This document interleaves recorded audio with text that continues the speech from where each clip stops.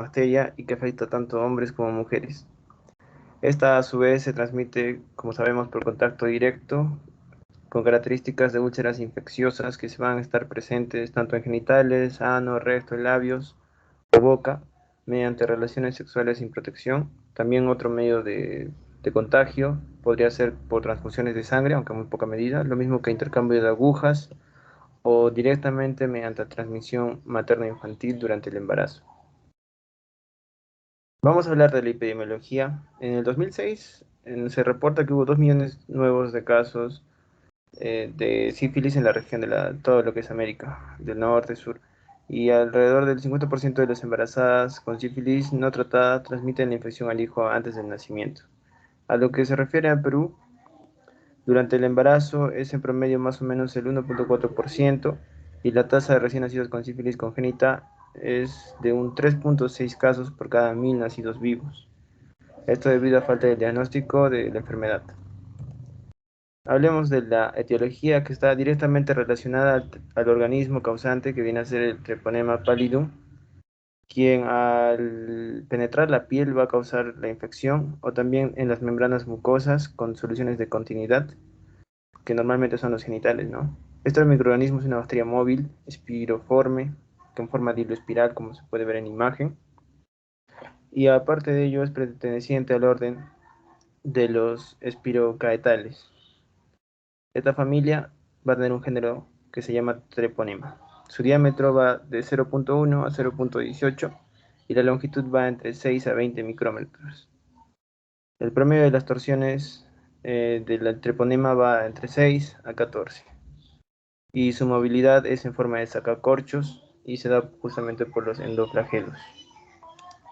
Se propaga con división transversal y a comparación de otras de su familia, se puede cultivar en un breve periodo máximo de supervivencia de 7 días a 35 grados centígrados en un medio que va a tener presencia de CO2 por sus exigencias, ¿no? El nitrógeno líquido también mantiene la vitalidad y le ayuda a proliferarse, por ejemplo en testículos de conejo. Y en sangre conservada en hemeroteca para transfusiones de la bacteria va a sobrevivir entre 24 a 48 horas. Hablemos ahora un poco de la fisiopatología. El Treponema pallidum en sí es capaz de penetrar las membranas mucosas a través de las heridas en la piel también y se va a empezar a diseminar por los vasos tanto linfáticos como sanguíneos. La membrana externa entonces va a carecer de lipopolisacáridos y va a tener pocas proteínas expuestas en la superficie. Eso significa que va a dificultar que el sistema inmunológico lo combata. Justo por esto es que el Treponema pallidum se conoce como un patógeno sigiloso.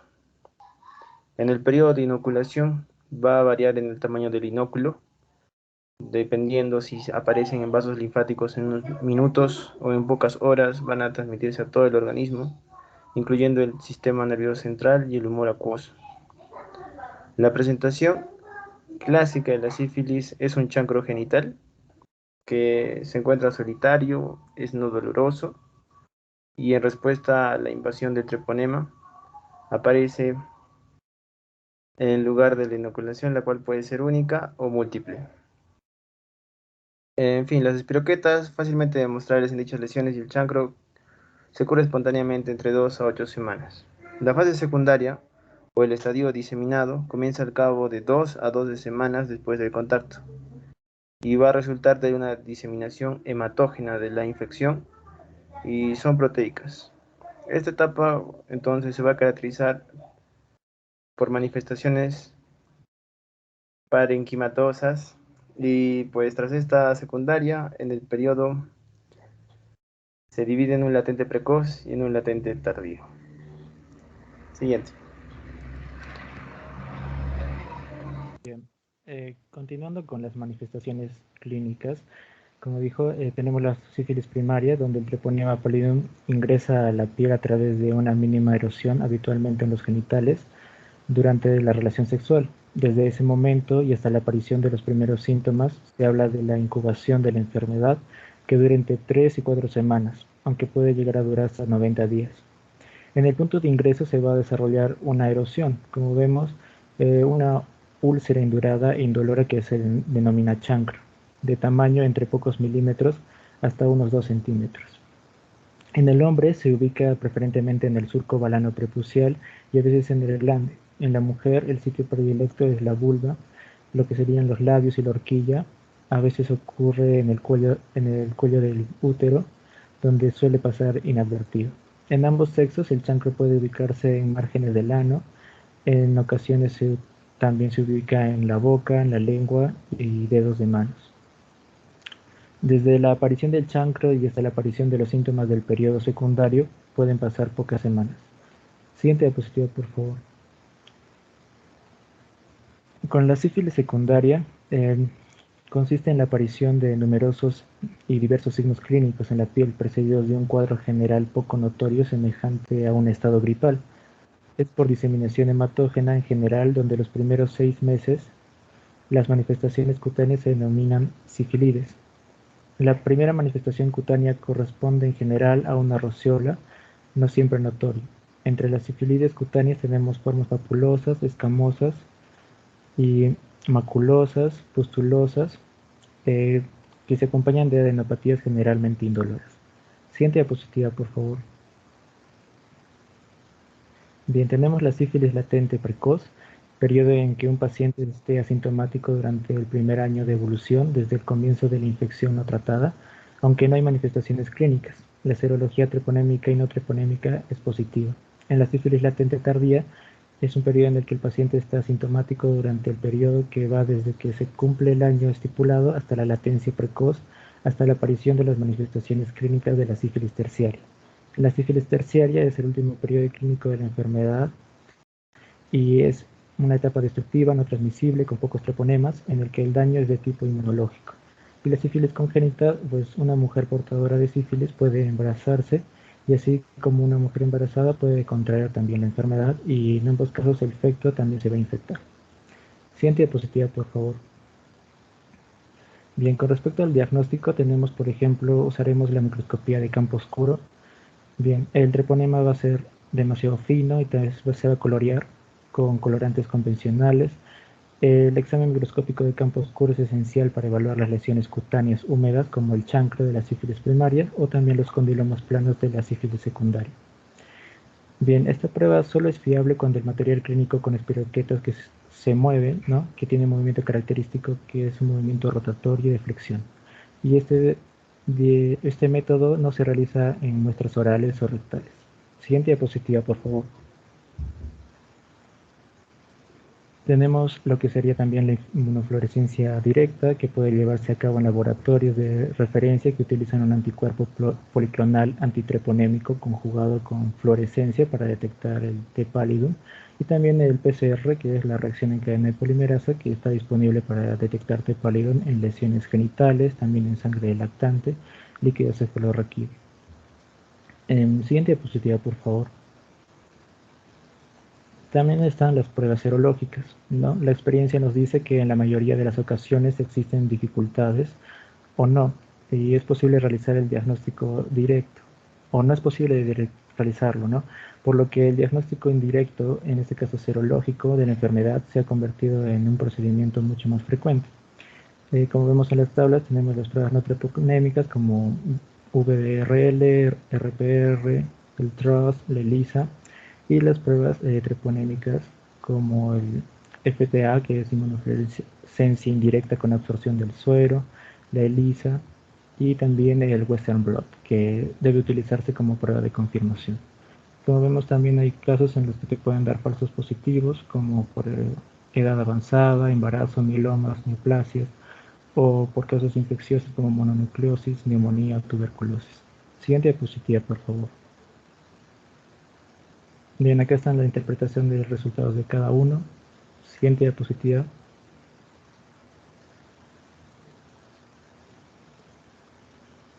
Y bueno, la sensibilidad y especificidad de las pruebas treponémicas en los diferentes estadios. Y como vemos, es en la fase secundaria donde hay mayor sensibilidad y especificidad. Siguiente diapositiva, por favor. Bien, con respecto al tratamiento, tenemos lo que sería el tratamiento de elección sería la penicilina. En los casos de sífilis precoz, o sea, primaria, secundaria y latente precoz, una única dosis de penicilina benzatínica de 2.400.000 unidades internacionales por vía intramuscular, tanto en pacientes de VIH positivos como negativos. En los casos de la sífilis tardía, tanto sífilis de duración desconocida, en gomas y afección cardíaca, se puede utilizar 3 dosis de penicilina benzatínica de 2.400.000 unidades internacionales de vía intramuscular, una dosis semanal durante 3 semanas. En los alérgicos a la penicilina, el tratamiento de elección sería la doxiciclina. Y bueno, la eficacia de la doxiciclina como tratamiento ha sido demostrada en diferentes estudios, sin que se haya objetivado diferencias significativas. El tratamiento de elección en el caso de neurosífilis, ¿no?, es la penicilina por vía intravenosa, aconsejado su desensibilización en los pacientes alérgicos. En la sífilis congénita se puede utilizar penicilina G sódica por vía intravenosa administrada 50.000 unidades internacionales por kilogramo cada 12 horas en los primeros 7 días de nacimiento y cada 8 horas posteriormente hasta un total de 10 días. Con respecto a las reacciones adversas a medicamentos, tenemos que en los pacientes con sífilis precoz hay que avisarles de la posibilidad de que presenten la reacción de Harris-Heimer, que es una reacción que se presenta como un síndrome febril, junto con escalofríos, empeoramiento de las lesiones cutáneas, cefalea, hipotensión, taquicardia, hiperventilación, flushing y mialgias, hasta 4, hasta 6 horas de recibir el tratamiento. Bien, eso sería todo por parte de nuestra exposición. Muchas gracias.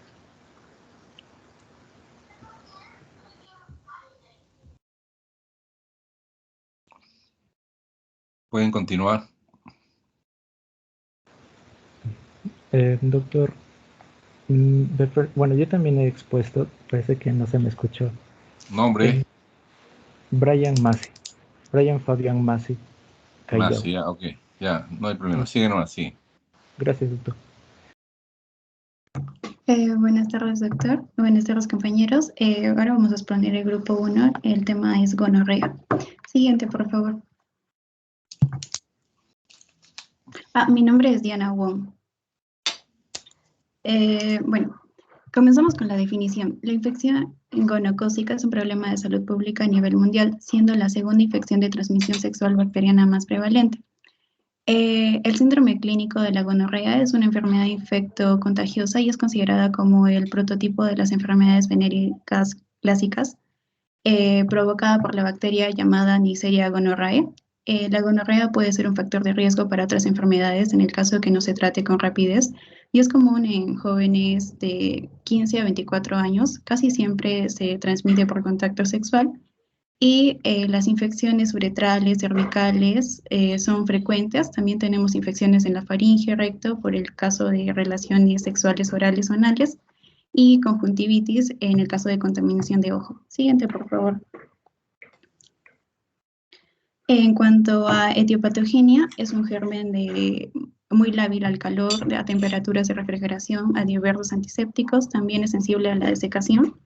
Es importante mencionar que el hospedero natural va a ser el humano y tenemos factores de riesgo como tener múltiples parejas sexuales, tener una pareja sexual con antecedentes de ETS, que no se utilice el condón durante las relaciones sexuales y el uso inadecuado de este. Para la multiplicación de la bacteria hay una preferencia de las zonas húmedas y tibias en el aparato reproductor masculino y femenino y también se ha encontrado en lo que es el exudado conjuntival. Siguiente, por favor. En cuanto a fisiopatología, el gonococo expresa su primer nivel de patogenicidad al adherirse a la superficie de los epitelios uretrales, endocervicales, vaginales, incluso los espermatozoides humanos.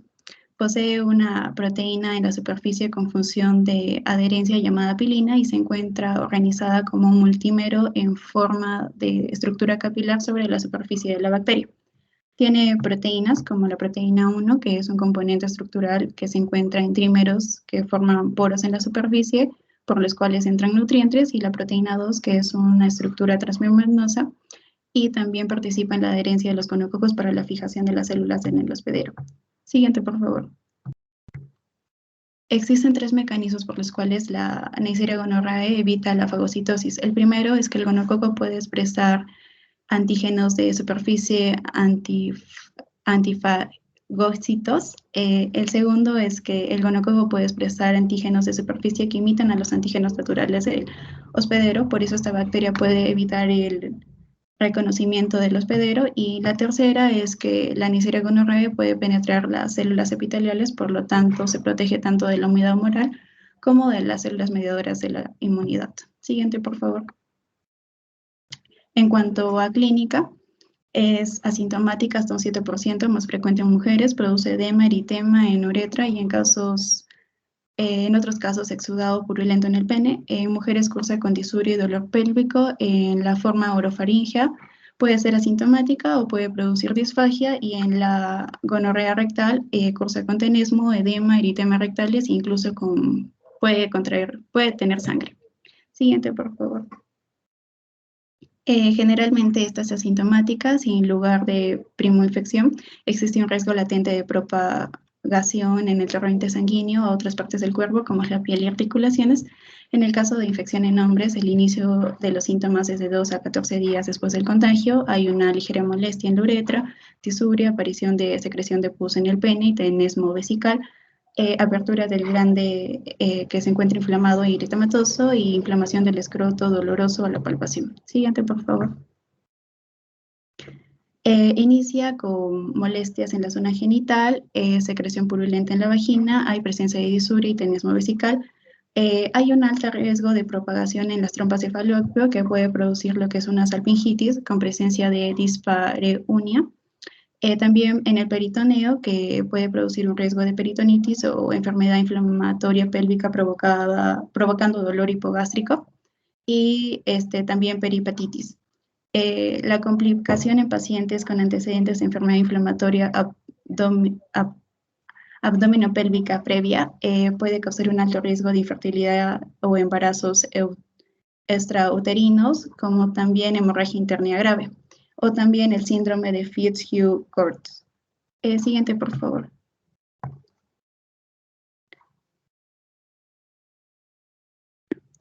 Siguiente.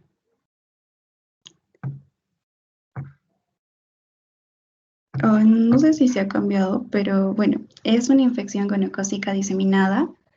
Puede producir el síndrome de artritis dermatitis poco frecuente. Hay una inflamación de articulaciones y presencia de hipersensibilidad e hiperalgesia que limita la movilidad, y la piel sobre la articulación infectada puede ser enrojecida o caliente, y también se puede ver pequeñas manchas rojas en la piel, por lo general en los brazos y en las piernas, y ligeramente dolorosas y purulentas. Como ven en la imagen, justo se cambió, hay unas lesiones papulopustulosas que se asientan en una base eritematosa. Siguiente, por favor. Buenas tardes con todos, yo soy Graciela Ortiz Morán, voy a hablarles acerca de la epidemiología.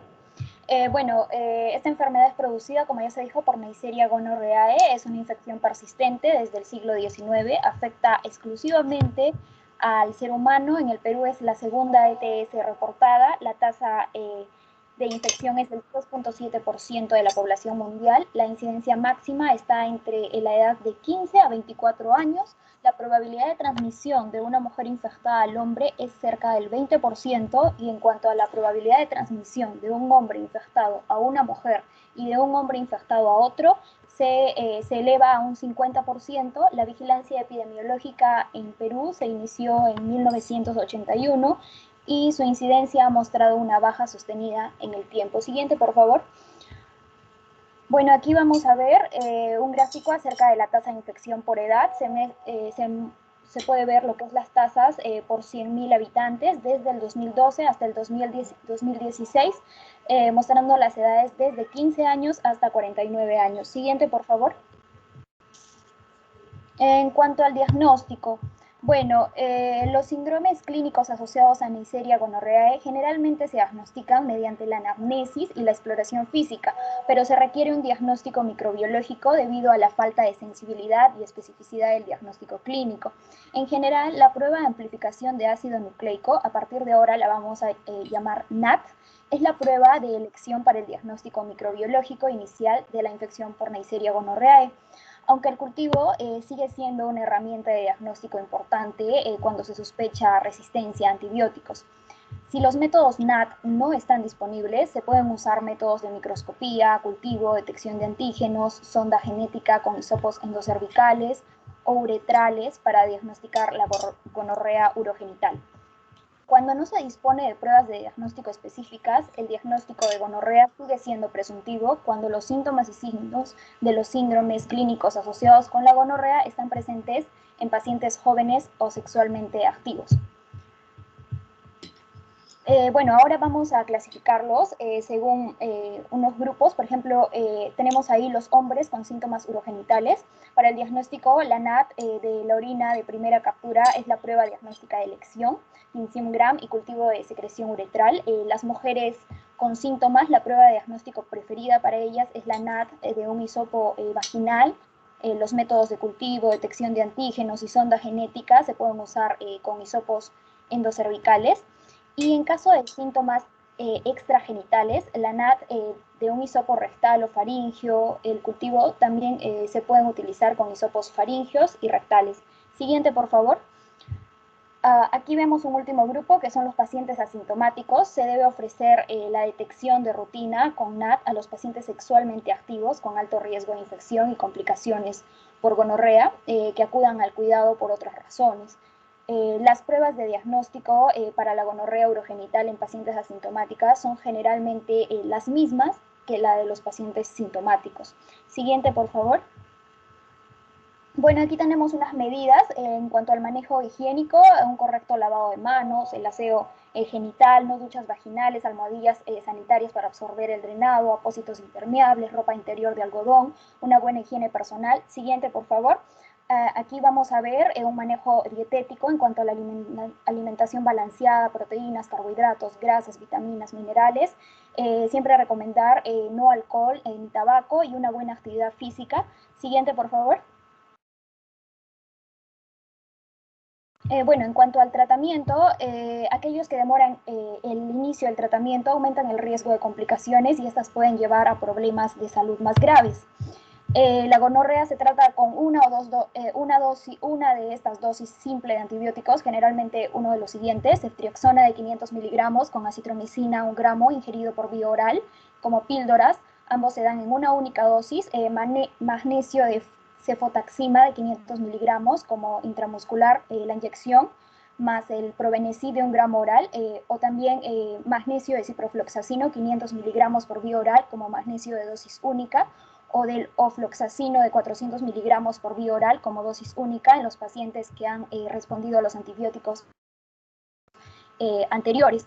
También otra opción es la citromicina de altas dosis, 2 gramos en una única dosis. En cuanto a lo que es la enfermedad inflamatoria pélvica, se les ha recetado el magnesio intramuscular de ceftriaxona de 500 miligramos, seguido por el magnesio oral de doxiciclina, 100 miligramos 2 veces al día. En cuanto a la epididimorquitis, la doxiciclina 100 miligramos y el magnesio intramuscular de ceftriaxona 500 miligramos 2 veces al día durante 10 a 14 días. Y por último, en cuanto a mujeres embarazadas o madres lactantes, se les puede administrar magnesio intramuscular de ceftriaxona 500 miligramos con acitromicina 1 gramo por vía oral. Bueno, en cuanto a la resistencia a penicilina, la gonorrea se ha vuelto resistente a varios tipos de penicilina y por lo tanto no se utilizan a menudo como tratamiento. Otro punto son las parejas sexuales. También se tiene que hacer pruebas y tratar a las parejas sexuales de una persona infectada. Se aconseja a ambos individuos que eviten las relaciones sexuales y el contacto íntimo con otras parejas hasta que haya completado el tratamiento. Esto es para evitar la reinfección. Aquellos con infecciones gonocócicas severas y más esparcidas o aquellos con complicaciones pueden necesitar ser hospitalizados para ser tratados. Siguiente, por favor. Eso sería todo. Muchas gracias, doctores. Muy bien, continúen, por favor.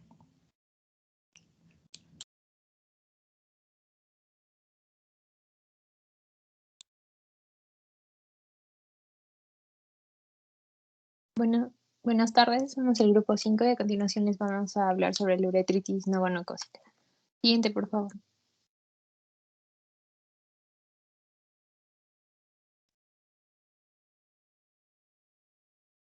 Siguiente, por favor.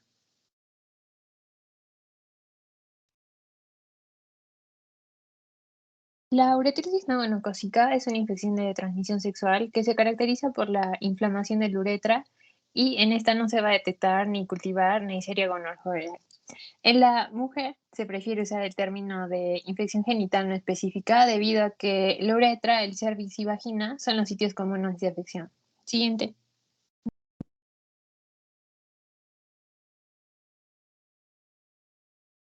En cuanto a la epidemiología, en los últimos años ha aumentado la incidencia de la uretritis no gonocócica, convirtiéndose en la enfermedad de transmisión sexual más diagnosticada de los países desarrollados, diferenciándose de la uretritis gonocócica en afectar a grupos de mayor nivel socioeconómico, en grupos menos promiscuos y de mayor edad. Esta epidemiología se estudió en Estados Unidos, encontrando infección asintomática en 70% de mujeres y 50% en hombres, con una prevalencia del 3%, la que se ha incrementado al 6% con la mejoría de las pruebas diagnósticas. La uretritis, especialmente por clamidia, en el mundo se calcula en 50 millones de nuevos casos infectados por año, y en las mujeres, tanto la uretritis no gonocócica como la infección genital no específica está en aumento, siendo la enfermedad más frecuente transmitida sexualmente. Su incidencia es mayor en las ciudades desarrolladas. Siguiente, por favor. Respecto a la etiología, la uretritis no gonocócica es una de las infecciones de transmisión sexual más comunes en el hombre. De esta manera, Clamidia trachomatis se presenta entre el 30 y 50% de los casos, Mycoplasma genitalium en el 10 a 30%, adenovirus del 2 al 4% y el virus del herpes simplex en el 2 a 3%. Otros agentes patógenos implicados incluyen Ureplasma urealyticum, Haemophilus, Streptococcus, Gardnerella vaginalis, Trichomona vaginales y Cándida. Clamidia trachomatis puede ser transmitida durante las relaciones sexuales, ya sea vaginal, oral o anal, con una pareja infectada. Y la gestante transmite la infección a su recién nacido durante el parto, ocasionando infección ocular o neumonía neonatal. El periodo de incubación es de 1 a 3 semanas, pero puede ser incluso de menos días o superior al mes. Siguiente, por favor. El mecanismo de transmisión, el principal, es de persona a persona mediante el contacto de exudados de las membranas mucosas de las personas infectadas durante una relación sexual, vaginal, anal u oral. Y ya sea que estemos hablando de Clamidia trachomatis, que es el principal microorganismo responsable de este cuadro, o de Ureplasma urealyticum o Mycoplasma genitalium, que podrían encontrarse en la minoría de los casos. Los otros mecanismos se describen como son el canal del parto, por ejemplo, en el caso de Clamidia trachomatis, que más estarían asociadas a otras enfermedades como una conjuntivitis o neumonía neonatal. Siguiente, por favor.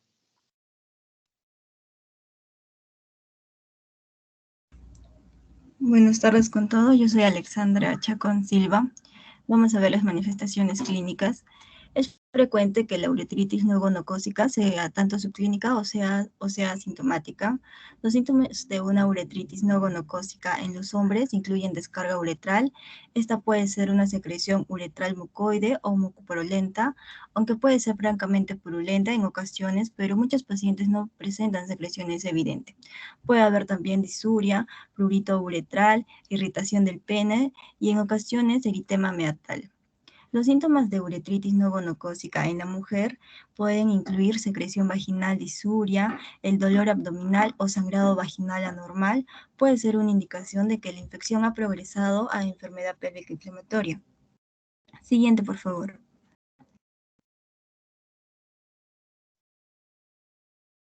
En el diagnóstico vamos a encontrar un diagnóstico laboratorial. En general vamos a tener el estudio microscópico de muestra de secreción uretral, donde veremos ¿qué vamos a ver? El hallazgo de 5 o más leucocitos polimorfonucleares por campo de 1000 aumentados y la ausencia de diplococos gram negativos intracelulares nos acerca a la uretritis no gonocócica.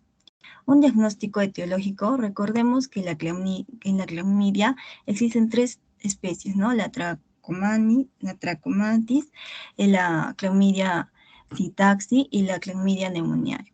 La primera especie va a tener un grupo un subgrupo A con 15 serotipos, de los cuales algunos causan uretritis sexual transmitida.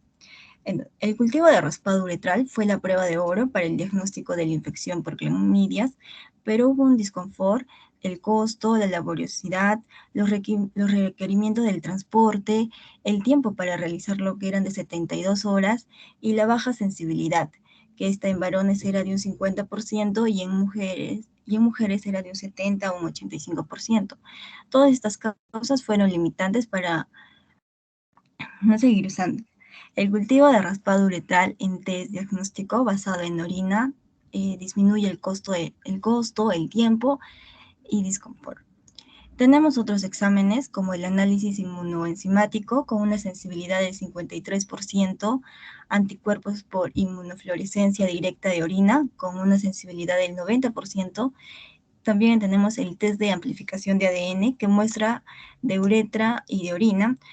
Ha mejorado la sensibilidad y la especificidad y son la reacción en cadena de polimerasa con una sensibilidad del 87% y una especificidad del 99%. Se identifica que el 50% más de individuos infectados que el cultivo. El aislamiento de la clamidia de pareja masculina de mujeres infectadas aumenta de 42% con cultivo de 68% en esta reacción de cadena polimerasa, y el 50% de hombres fueron asintomáticos, haciendo de esta prueba un buen método para el diagnóstico y así para identificar la identificación etiológica de la uretritis asintomática con el uso de la orina. ¿Cuál es la desventaja? Esta será la incapacidad para identificar la infección activada de curada. Otra reacción es la reacción en cadena de ligasa, que tiene una sensibilidad del 88% y una especificidad del 99% en orina, y de secreción uretral o cervical va a presentar una sensibilidad del 74% y una especificidad del 99%. Siguiente, por favor. En el tratamiento, la terapia principal o de primera línea exige el tratamiento adecuado con antibióticos, que va a ser la citromicina, 1 gramo de dosis única, y la doxiciclina de 100 miligramos cada 12 horas por 7 días.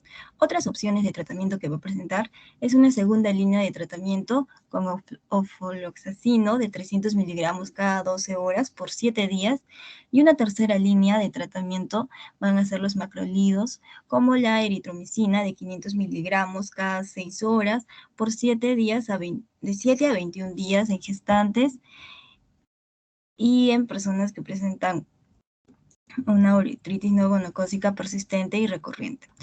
En personas embarazadas están contraindicadas la doxiciclina y las quinolonas. El tratamiento de elección será la citromicina en dosis única de 1 gramo. Como segunda elección vamos a atender a la eritromicina. Si hubiera intolerancia gástrica de 500 miligramos, podemos plantear a 250 miligramos cada 6 horas, pero por 14 días. Al mes del tratamiento hay que valorar su efectividad. El manejo de las parejas sexuales, se va a dar, ¿no? Investigar si hay otro tipo de infección de transmisión sexual. Asimismo, todas las parejas sexuales deben someterse a los exámenes necesarios. Las parejas de los 2 últimos meses deben ser evaluadas y recibir tratamiento para prevenir la transmisión de la infección y la reinfección, ya que no existe una inmunidad significativa después de la infección y puede llegar a reinfectarse. También la última pareja, aunque hayan pasado más de 60 días. Es imprescindible el uso de preservativo hasta el final del tratamiento o 7 días después de la monodosis si se tomó como pauta la citromicina. Siguiente, por favor. En las complicaciones, las complicaciones descritas han sido agrupadas de esta manera, como uretritis no gonocócica e inflamación genital no específica. En la uretritis no gonocócica pueden ser locales como la litritis, la vanalopostitis, cistitis, prostatitis aguda y crónica, abscesos parauretrales y estrechez uretral, y también de una manera sistémica que pueden ser neumonías, endocarditis y una perihepatitis aguda. En una inflamación no específica vamos a encontrar local, y ahí puede ser una salpingitis, una bartolinitis o una cistitis. A largo plazo puede causar una infertilidad tubárica, un embarazo ectópico o una enfermedad inflamatoria pélvica. En el recién nacido, esta puede causar una oftalmia neonatal o una neumonía. En sistémicas, una perihepatitis. La clamidia, esta va a ser es el factor etiológico más importante en la enfermedad inflamatoria pélvica, en el embarazo ectópico e infertilidad tubárica. Las complicaciones perimaternas en mujeres gestantes, si se debe determinar anticuerpo de inmunoglobulina G, anticlamidia en su suero. La artritis reactiva crónica en el síndrome de Reiter se encuentra en algunos pacientes determinada por hibridación in situ de ARNA de clamidia de líquido sinovial. Y la vasculitis cutánea por clamidia se resuelve con tratamiento de doxiciclina y no con corticoides, que han sido reportados, ¿no? Eso sería todo, gracias.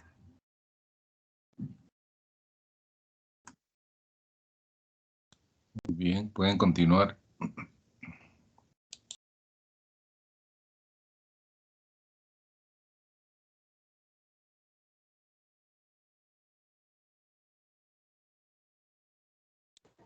Se puede ver la presentación, doctor.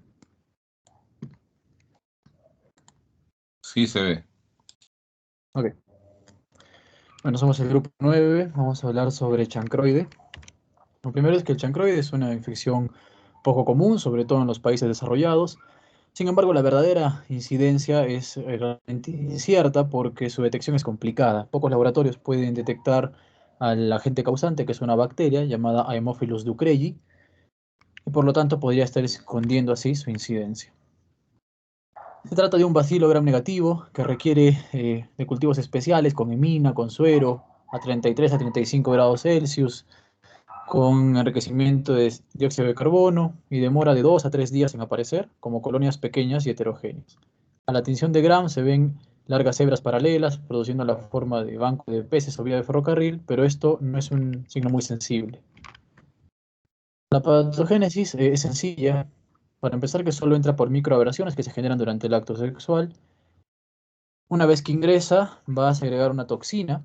Primero va a reaccionar con las células. Tiene un ligando que es un mediador proteico, que podría ser un cilio o también llamado pili, que tiene la bacteria, que reacciona con un lipoligosacárido de las células susceptibles. Y luego secreta la citoxina de distensión, que va a hacer que las células epiteliales y los fibroblastos se distiendan, deteniendo así el ciclo celular en la fase G2 de manera irreversible. Esto va a hacer que se forme después el chancroide. Inician formándose unas pápulas y lo que se ha encontrado es que un factor importante es la cantidad del inóculo, la carga bacteriana.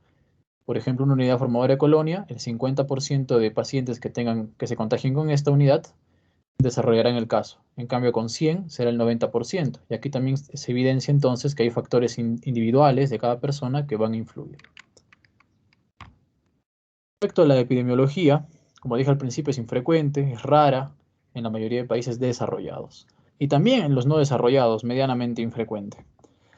Es identificada como causa de úlceras genitales y causa menos de 20 casos de chancroide al año que son reportados en Estados Unidos desde el 2011. Entonces en Estados Unidos se reportan muy pocos casos al año.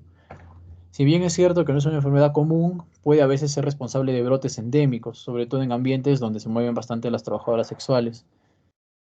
En Estados Unidos ha sido diagnosticada principalmente en ciertas razas como afroamericanos e hispanos, que están entonces más expuestos, y también se ha visto mayor prevalencia en heterosexuales, en trabajadoras sexuales y en sus clientes.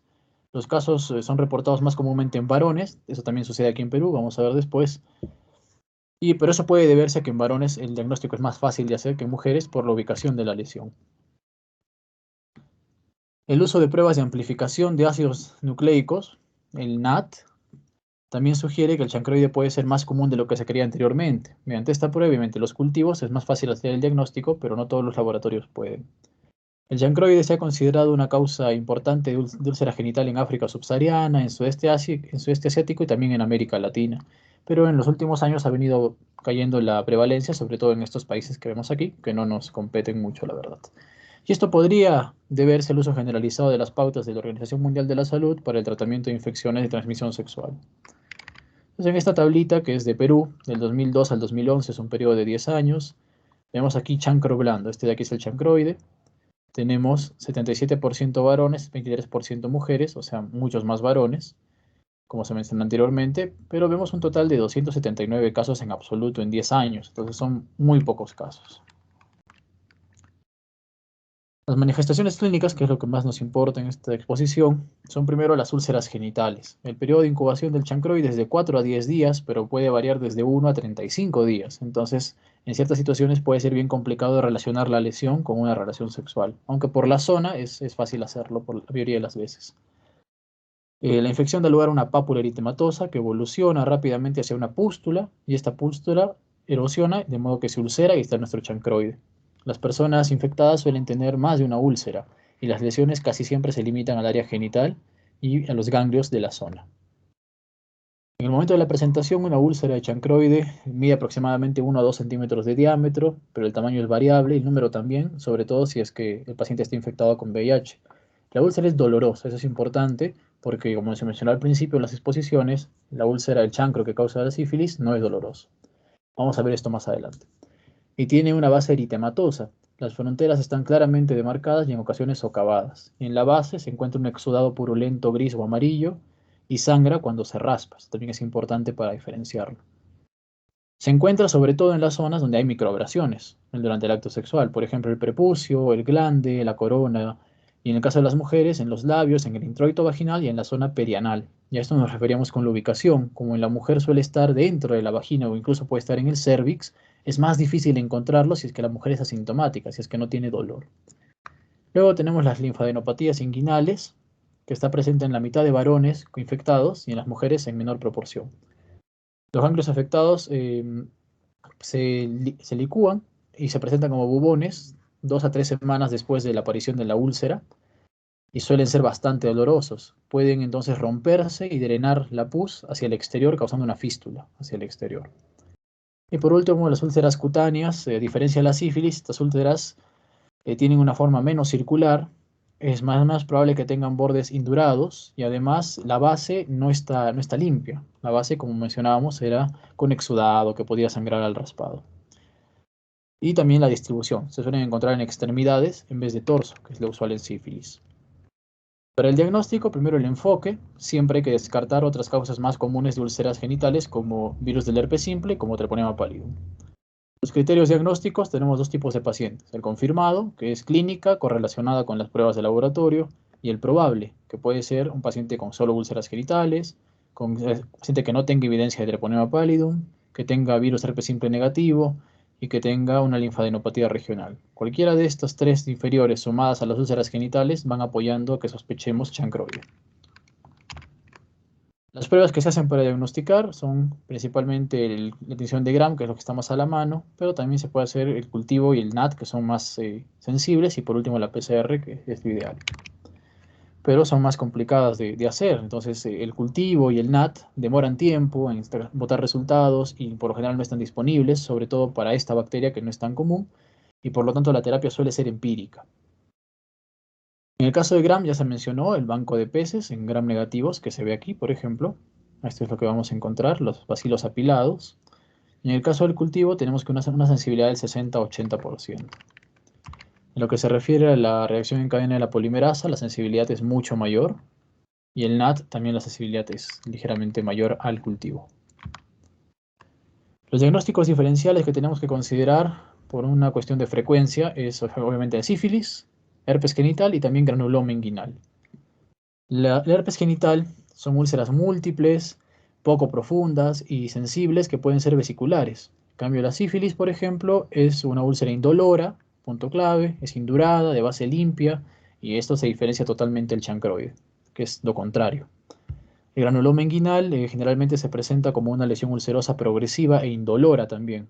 Las lesiones son altamente vasculares y de aspecto rojo robusto. Entonces, la cuestión del dolor y la apariencia parecida al chancroide, nos ayudan bastante a identificar esta enfermedad. El tratamiento es terapia antimicrobiana en pacientes ya sea confirmados o con sospecha, y se da una sola dosis, ya sea de citromicina 1 gramo vía oral o de ceftriaxona 250 miligramos por vía intramuscular. Ambos tienen una tasa curativa del 90%. Otras alternativas son la cipro a 500 miligramos por vía oral mañana y noche por 3 días, o la eritromicina, misma cantidad de dosis, vía oral mañana, tarde y noche por 7 días. En caso de los pacientes con VIH es igual, se da la terapia primero de una sola dosis y si no funciona, se da entonces los regímenes alternativos. En el caso de la gestación se debe usar la terapia de una sola dosis y si es que no funciona, entonces hay que ampliar la duración del tratamiento con ceftriaxona. No hay que usar ni cipro ni eritromicina. Para los bubones hay que hacer aspiración con aguja para evitar que hagan fístula y recordemos que son muy dolorosos, así que es bueno para aliviar la sintomatología.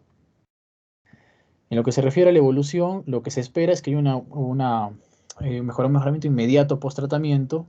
El dolor debe pasar a los 2 o 3 días de iniciar el tratamiento. Y si no hay mejorías, utilizamos ceftriaxona a mayor cantidad de tiempo, porque lo anterior era una sola dosis, o fluoroquinolona, que obviamente no hay que usarla si la paciente está gestando. Y por último, el tratamiento de parejas sexuales, se recomienda la abstinencia para evitar contagios hasta que la lesión ya no se vea, que se resuelva la lesión por completo.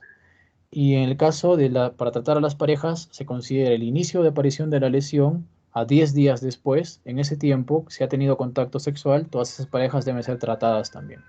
Eso sería todo. Muy bien. Continúa el nombre del disertante. Fabián Núñez, doctor. Fabián Núñez. Ya. Siguen nomás, siguen.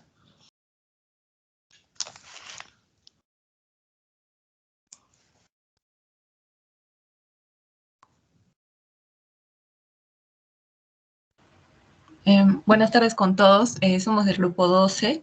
Mi nombre es Verónica Rodríguez y vamos a exponer el tema de herpes genital, molusco contagioso y verruga genital. Siguiente, por favor. Una más. En la etiología del herpes genital, el virus herpes simple son virus ADN con envoltura.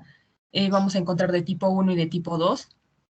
La infección va a comenzar sobre piel o mucosa y después de que se dé esta infección inicial, el herpes virus va a permanecer en estado de latencia en ganglios nerviosos, desde donde puede emerger periódicamente. La transmisión de este virus puede ocurrir a través del contacto con las lesiones y más a menudo es a través de contacto piel a piel con parejas sexuales cuando las lesiones no son aparentes. Siguiente, por favor. En la epidemiología es una infección común y ascendente que tanto en países industrializados como en los de desarrollo, la gran mayoría van a ser causados por el virus herpes simple de tipo 2, aunque la prevalencia del tipo 1 está en aumento, sobre todo en población joven. Y las áreas de mayor prevalencia van a ser África y América. Siguiente, por favor. En la clínica, manifestaciones clínicas, el periodo de incubación va a ser de unos 2 a 10 días y vamos a ver que van a aparecer múltiples vesículas dolorosas agrupadas que se van a ulcerar a las 48 horas y después se cubren con un exudado gris amarillento.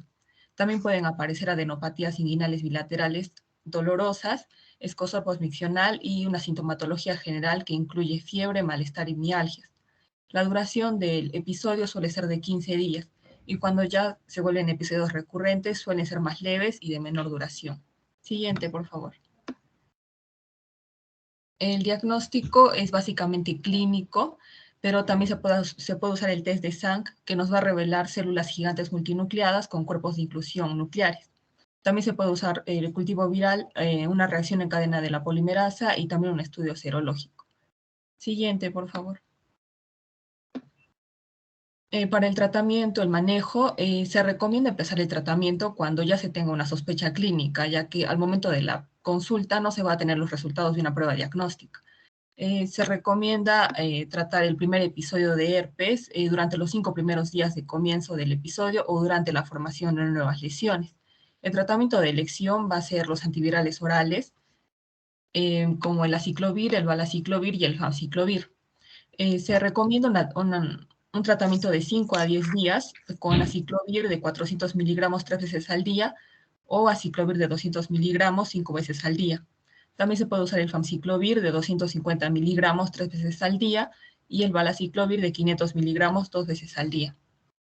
Las medidas higiénico-dietéticas y de cuidado personal que se le recomienda al paciente es que el paciente todavía es posible que tenga una vida sexual segura y saludable, pero debe evitarse el sexo siempre que haya presencia de las úlceras.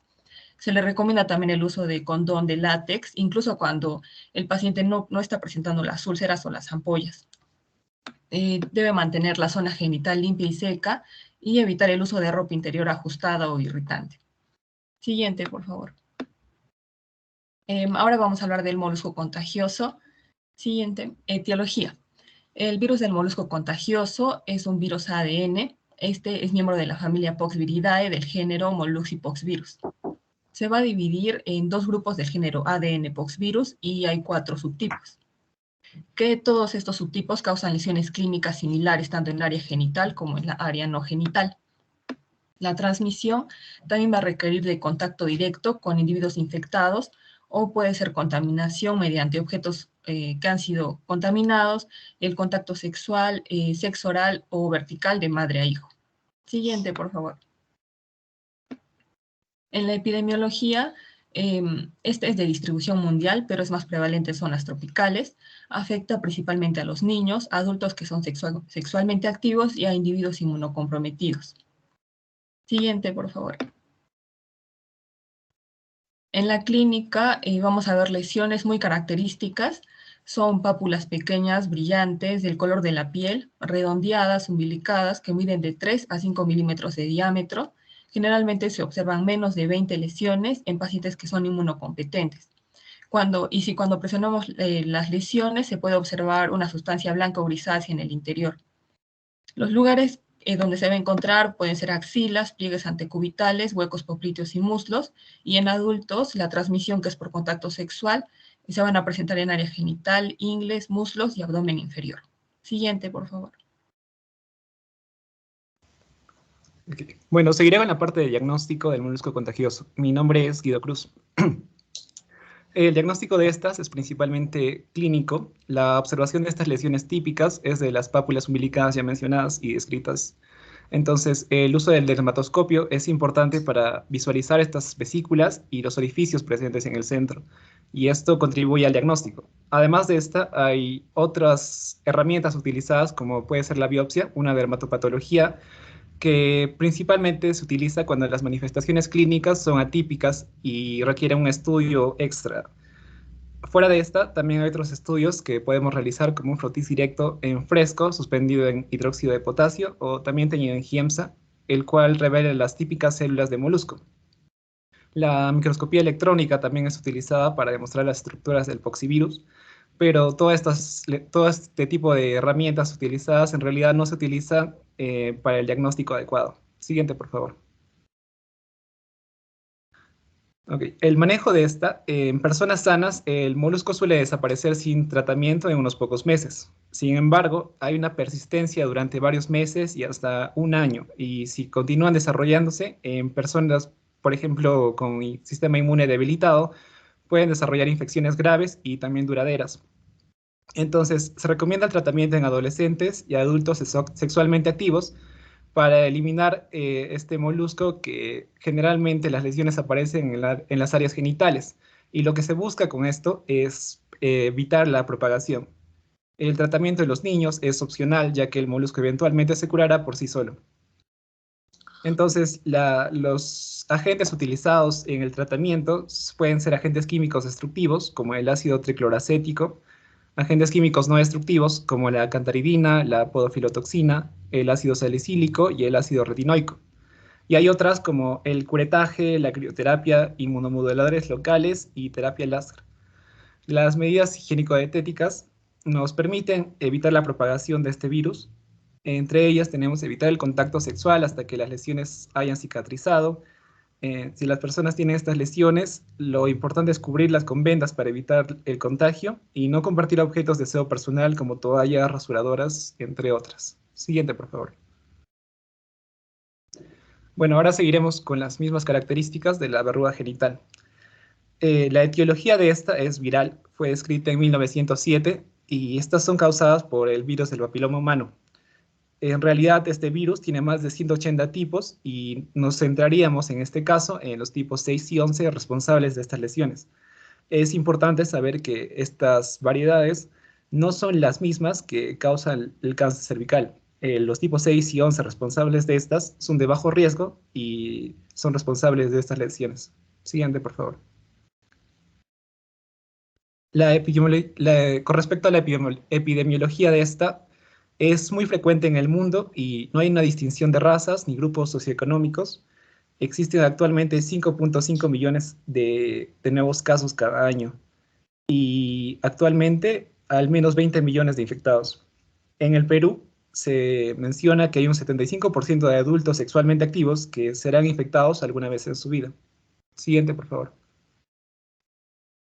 La clínica de estas se presenta principalmente en las áreas genitales. En las mujeres, estas crecen en la vulva, en las paredes de la vagina, el área entre los genitales externos. En el hombre, tanto en la punta como en el cuerpo del pene, y en ambos se presentan en el ano y en el canal anal.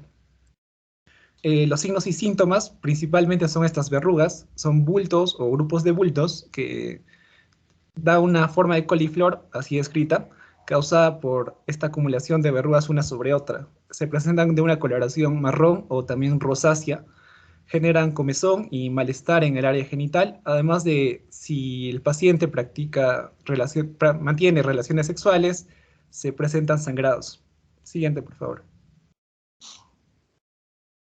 El diagnóstico de estas es también principalmente clínico. En la mayoría de los casos, un médico familiarizado con estas lesiones puede hacer el diagnóstico basándose en el examen físico. Y en este también es importante una luz brillante y un dermatoscopio para visualizar bien las lesiones.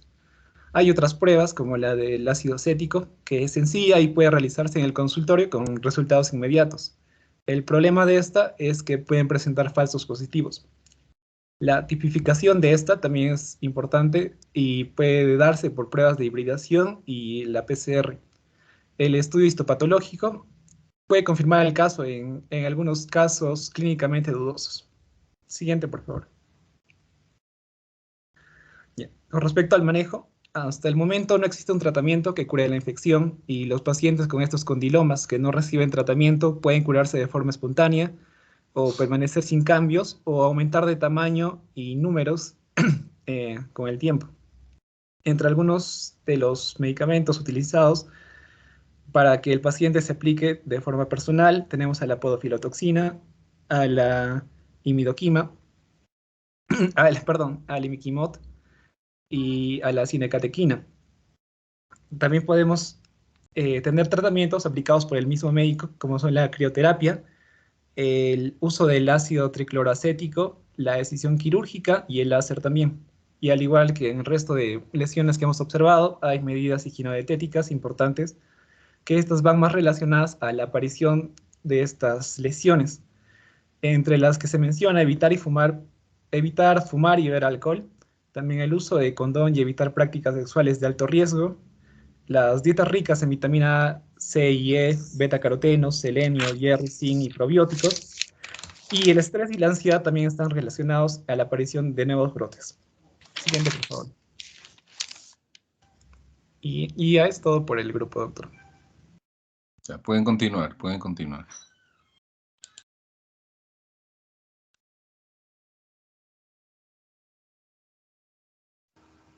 Buenas tardes, doctores. Soy Meilin Koch del grupo 11 y vamos a exponer sobre escabiosis y pediculosis. Siguiente, por favor.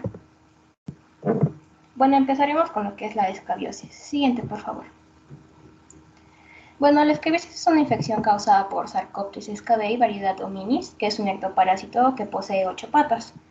Se dice que la incidencia mundial del padecimiento se ha calculado alrededor de unos 300 millones de casos por año. Siguiente, por favor. Bueno, en cuanto a la epidemiología, tenemos que la dermatosis va a ser muy contagiosa, particularmente mediante contactos prolongados y frecuentes. Y puede desatar epidemias tanto en orfanatos y asilos, por lo que están en hacinamiento. Se han propuesto algunos factores, como el género, edad, etnia, higiene, pobreza y estación del año. En estación de año se dice que en el invierno es mucho más frecuente padecerla. Siguiente, por favor. Bueno, en cuanto a sus complicaciones, esta suele complicarse por el prurito que ocasiona, ya que este es severo y de predominio nocturno. Además va a presentarse infecciones que incluyen impético, abscesos y entre otros. Siguiente, por favor. Bueno, en cuanto a la transmisión, tenemos que el contagio suele ser directo, o sea, de persona a persona, y más comúnmente se da por una diseminación intrafamiliar o sexual. Se dice que la transmisión indirecta es el medio de diseminación más común en la variedad costrosa. Siguiente, por favor. Bueno, en cuanto a la morfología del ácaro, tenemos que la hembra mide 0.3 por 0.3 milímetros, posee una cabeza pequeña unida a un gran cuerpo ovalado, posee 8 patas, las cuales le permite sobrevivir. Para desplazarse, esta va a crear un túnel en la epidermis a una velocidad de 2.5 centímetros por minuto. Puede vivir fuera de un huésped hasta 3 días, pero si es que cumplen condiciones climáticas como 21 grados centígrados y una humedad de 40 al 80%. El ácaro penetra la epidermis por completo en apenas 30 minutos y solo las hembras van a llegar a excavar un túnel hasta el estrato granuloso. Siguiente, por favor. Bueno, en cuanto a las variantes clínicas tenemos 4. La primera es la clásica, donde se poseen escasos ácaros, hembras. Las áreas afectadas van a cambiar según el grupo etario y presentan prurito, dolor, lesiones desde pápulas, vesículas y nódulos hasta presentan costas hemáticas y a un menor grado costras melicéricas. Siguiente, por favor. Bueno, tenemos otra variante que es la costrosa, que suele afectar a pacientes inmunocomprometidos, diabéticos o que están mentalmente discapacitados. Esta se va a caracterizar por una grave infestación de los ácaros y por lo tanto es altamente contagiosa. Se presentan con placas queratóxicas de aspecto costroso, agrietado y fisurado, como podemos ver en la imagen, pero el prurito va a ser de mediana o escasa intensidad. Siguiente, por favor. Bueno, para terminar con las variantes tenemos 2 más, que es la nodular, que es la menos común. Se manifiesta con nódulos eritematosos o pardos que pueden llegar a medir hasta 2 centímetros de diámetro. Estos van a afectar glúteos, genitales, escroto, la ingle o a las axilas. Y por último tenemos lo que es la escabiosis incógnita. Se llama así debido a que los síntomas están enmascarados por el uso indiscriminado de los esteroides, y su principal, o podríamos decir única manifestación clínica es el prurito intenso, que es muy molesto y de predominio nocturno. Siguiente, por favor. El siguiente. Bueno, en cuanto al diagnóstico, tenemos que cualquier paciente con prurito generalizado de predominio nocturno, debemos hacernos una idea de que podría ser escabiosis. El método diagnóstico habitual es el raspado de la piel con un bisturí y un aceite en la pápula del extremo distal del túnel, aunque también se ha propuesto el uso de lo que es el hidróxido de potasio, ya que este va a disolver la queratina y las heces, lo que va a disminuir la sensibilidad de la prueba. En cuanto al diagnóstico diferencial, tenemos que hay en niños, tenemos que considerar principalmente entidades como el prurigo por insectos, dermatitis por contacto, y en adultos tenemos que descartar, ¿no?, lo que es el prurigo nodular y escoriaciones neuróticas. Siguiente, por favor. Bueno, en cuanto a tratamiento, este debe instituirse una vez confirmado el diagnóstico y las terapias pueden ser tanto tópicas, sistémicas o combinadas. Es importante que el tratamiento sea ofrecido a todos los familiares de la persona y a sus parejas sexuales. Siguiente, por favor.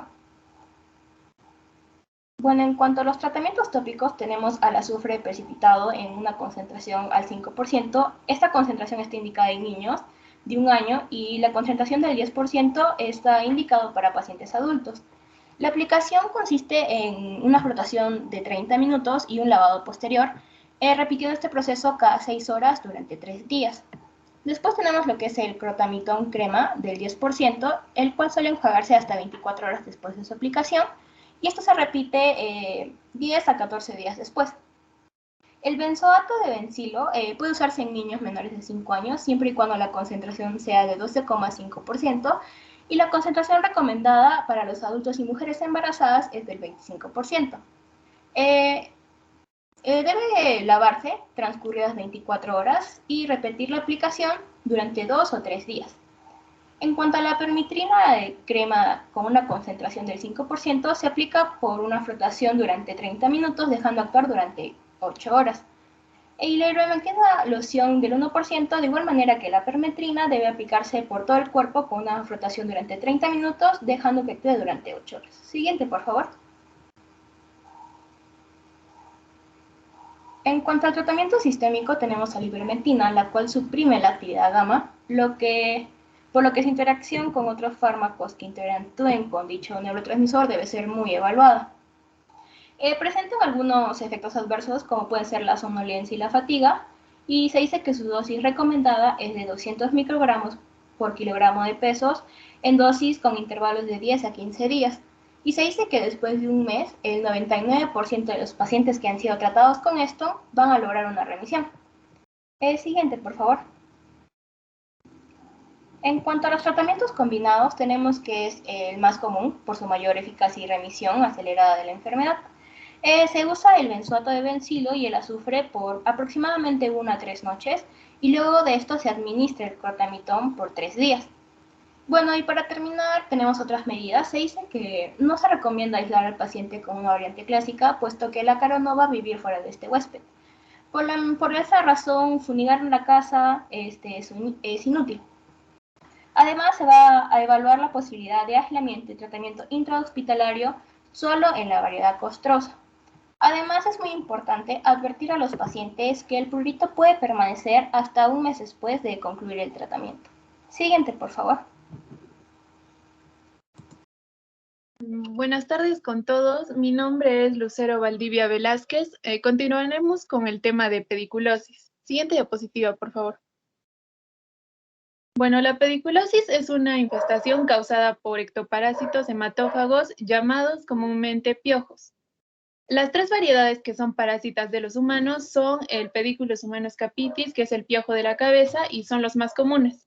El Ptirus pubis, que es el piojo púbico, también llamado ladilla. Y en tercer lugar se tiene al Pediculus humanus corporis, o piojo del cuerpo. Siguiente diapositiva, por favor.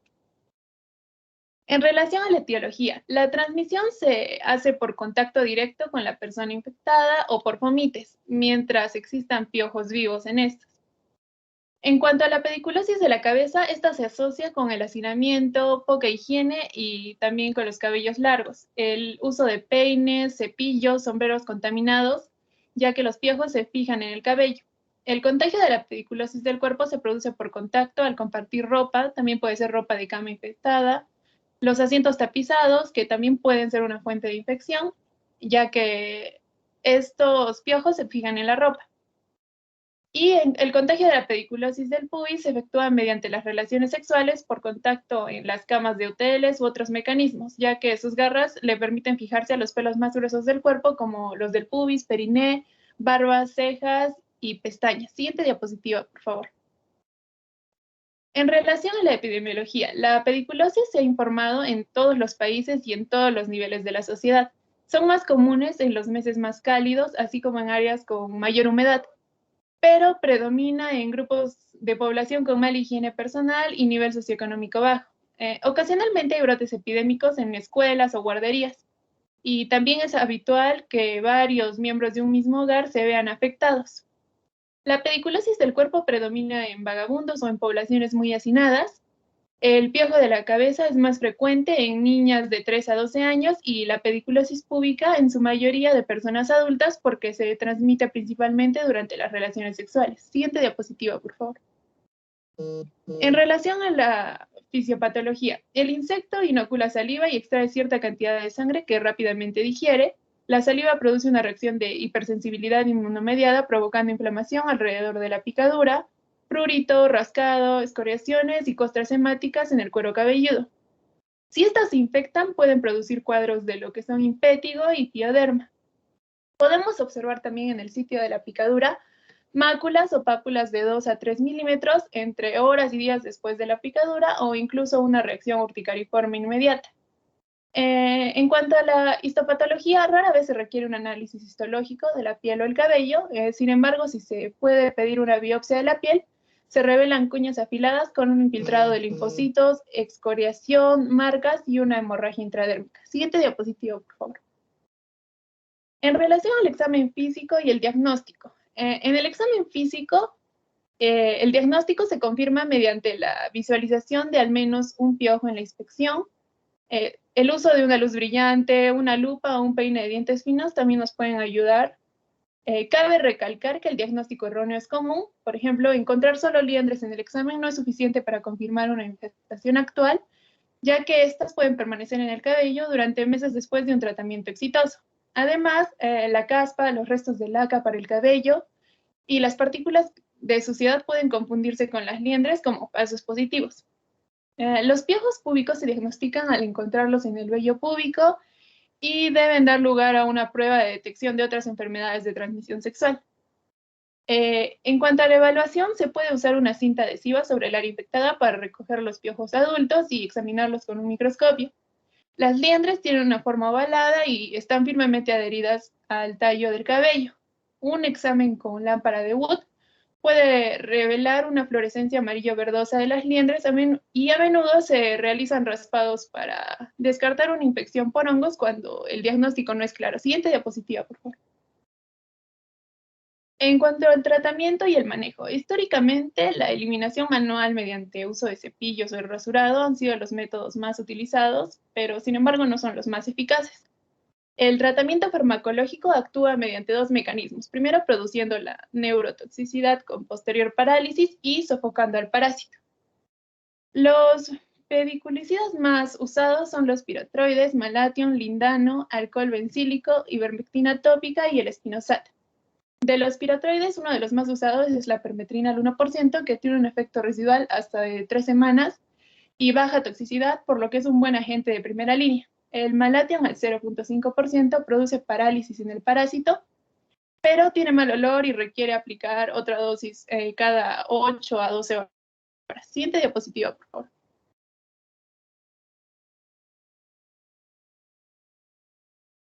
En cuanto al lindano al 1%, este mata los piojos por parálisis respiratoria. Sin embargo, se puede absorber en sangre, por lo que no debe utilizarse repetidamente y tiene potencial de neurotoxicidad, por lo que suele usarse en segunda línea. En la solución de alcohol bencílico al 5% es un pediculicida, pero no es un ovocida y puede causar irritación en la piel. El espinosat al 0.9% es un agente pediculicida y ovocida tópico. Causa muerte por parálisis y es eficaz en una sola dosis. Y por último se tiene la ivermectina al 5% en solución, ya esta es pediculicida, no ovocida. Siguiente diapositiva, por favor. En cuanto al diagnóstico diferencial, tenemos lo que es caspa, seborrea, infección micótica superficial, eczema, foliculitis, sarna e impétigo. En relación a las complicaciones, se tiene la pérdida de la integridad de la piel que conduce a una infección bacteriana secundaria, vergüenza social, pérdida de días escolares. Es raro, pero también puede presentarse tifus, fiebre de trinchera o fiebre recurrente. Siguiente diapositiva, por favor. Bueno, lo que se busca en sí es una mejora de los resultados del equipo de atención médica. La clave de esto es la educación de los pacientes y el cumplimiento adecuado de las funciones del equipo médico involucrado, como lo pueden ser los farmacéuticos o enfermeras. Siguiente diapositiva, por favor. Gracias, eso sería todo. Ok, continúen.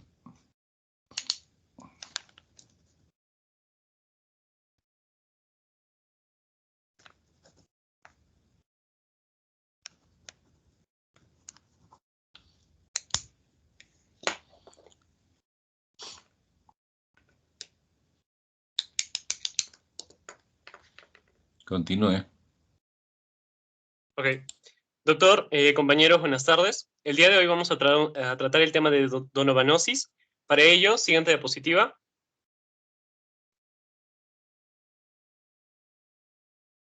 Vamos a tratar, como ya les mencioné, acerca de la donovanosis, llamada así por Donovan, el descriptor del agente causal y de los cuerpos que llevan su nombre. También llamada granuloma inguinal o granuloma venéreo, es una rara enfermedad infecciosa de transmisión sexual, crónica, localizada en el área anogenital, causada por la bacteria Klebsiella granulomatis o Calyptobacterium granulomatis, microorganismo gram negativo intracelular, aeróbico, pleomórfico e inmóvil.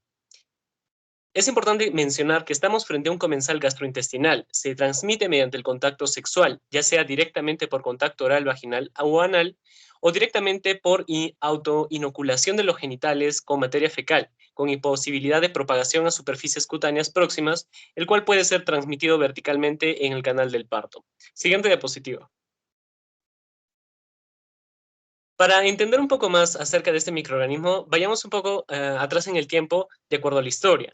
En 1982, la enfermedad fue descrita por MacLeod en la India. 20 años más tarde, en el año 1902, Donovan en esa ciudad describe el agente causal y una década más adelante, Aragao y Viana propusieron el uso del tártaro de potasio de antimonio, denominado también tártaro emético, considerado la primera medicación efectiva. Como podemos ver en la imagen derecha, al científico Charles Donovan. Siguiente diapositiva. Entendamos ahora bien lo que es la etiología. El agente de la donobasis es un cocobacilo aerobio gram negativo, como coco redondeado, que mide entre 0,02 a 0,2 micrómetros, mientras en la forma bacilar mide entre 1 a 2,5 micrómetros de longitud. Estos microorganismos se encuentran dentro de los macrófagos en las lesiones en forma de cuerpos de Donovan, pequeños cuerpos ovalados, los cuales se tiñen con facilidad mediante tinciones de Giemsa, Leishman y Wright. Inicialmente fueron clasificados con la Calimantobacterium granulomatis, pero basándose en aspectos moleculares se demostró que era el más del 90% similar a la Klebsiella pneumoniae y a la Klebsiella rhinocleomatis. Siguiente diapositiva, por favor. Ahora entendamos bien lo que es la epidemiología. De acuerdo a la enfermedad, se ha descrito durante más de un siglo, pero a menudo se pasa por alto debido a su distribución geográfica y su baja incidencia.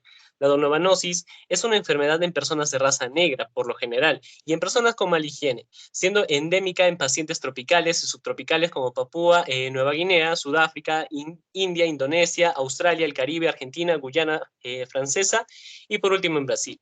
Sabemos también que tiene una ocurrencia en niños con semanas de vida, posibilidades de transmisión durante el parto, que van a ser mencionadas posteriormente, y también sabemos que existe una concomitancia entre la donovanosis y el VIH, el cual el portador tiene un riesgo mayor de 4,7 veces para contraer justamente el VIH. Siguiente diapositiva. Ahora bien, entendamos lo que es la transmisión. Como ya hablamos al principio, tenemos dos tipos, lo que es la transmisión sexual y la transmisión no sexual. En la transmisión sexual hay una mayor incidencia en el grupo de mayor edad, justamente con actividad sexual. Lesiones que se encuentran en los genitales internos como el cuello uterino sin otras manifestaciones, presencia de lesiones anales asociadas a la práctica del sexo anal, así como la presencia de lesiones genitales externas o casi genitales en la mayoría de los casos. En la transmisión no sexual hay una ocurrencia en niños y adultos sin actividad sexual, una rareza relativa en trabajadores sexuales y un periodo de incubación poco claro. Siguiente diapositiva. Ahora bien, hablemos acerca de lo que son las manifestaciones clínicas. La incubación va de 2 semanas a 1 mes y otros también afirman que va de los 42 a los 50 días experimentalmente en 21 días. Los genitales, en el 90% de los casos, va a ser, podemos mencionar el tipo inguinal en un 10% y el extragenital en un 6%. Inicialmente la lesión papular o nódulo subcutánea evoluciona a una ulceración con una superficie papular o nódulo subcutáneo, ulceración de una superficie eritematosa, brillante, friable y de crecimiento lento. En el caso de las mujeres, que hay una mayor incidencia, los labios menores, así como la fúrcula vaginal, el cuello uterino, el tracto genital superior, y a medida que avanza van a haber formas localizadas en la gran mayoría de los pacientes y ocasionalmente lesiones viscerales por diseminación hematógena. Siguiente diapositiva, por favor. En las imágenes podemos ver, en el caso de la imagen superior izquierda, las formas ulcerativas, las cuales pueden ser de mayor tamaño lenticular, que por lo general tienen bordes evertidos y presentan una reacción inflamatoria leve, crecen lentamente y quedando bien definidos con un fondo granular y tienen un carácter centrífugo y serpiginoso.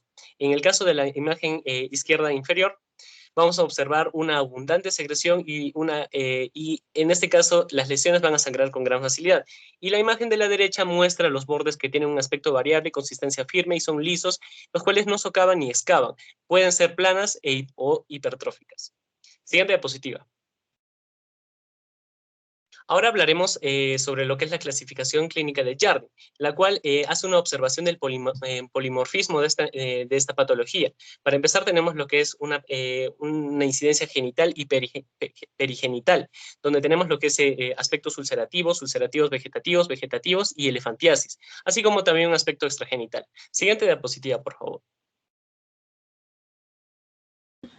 Bueno, ahora hablando de la donovaniosis y el embarazo, sabemos que en el embarazo puede haber depresión del sistema inmune, por lo que la mujer es más susceptible a las infecciones por agentes intracelulares. La enfermedad tiene un curso más agresivo durante el embarazo y en la atención prenatal debe considerarse en casos de lesiones atípicas.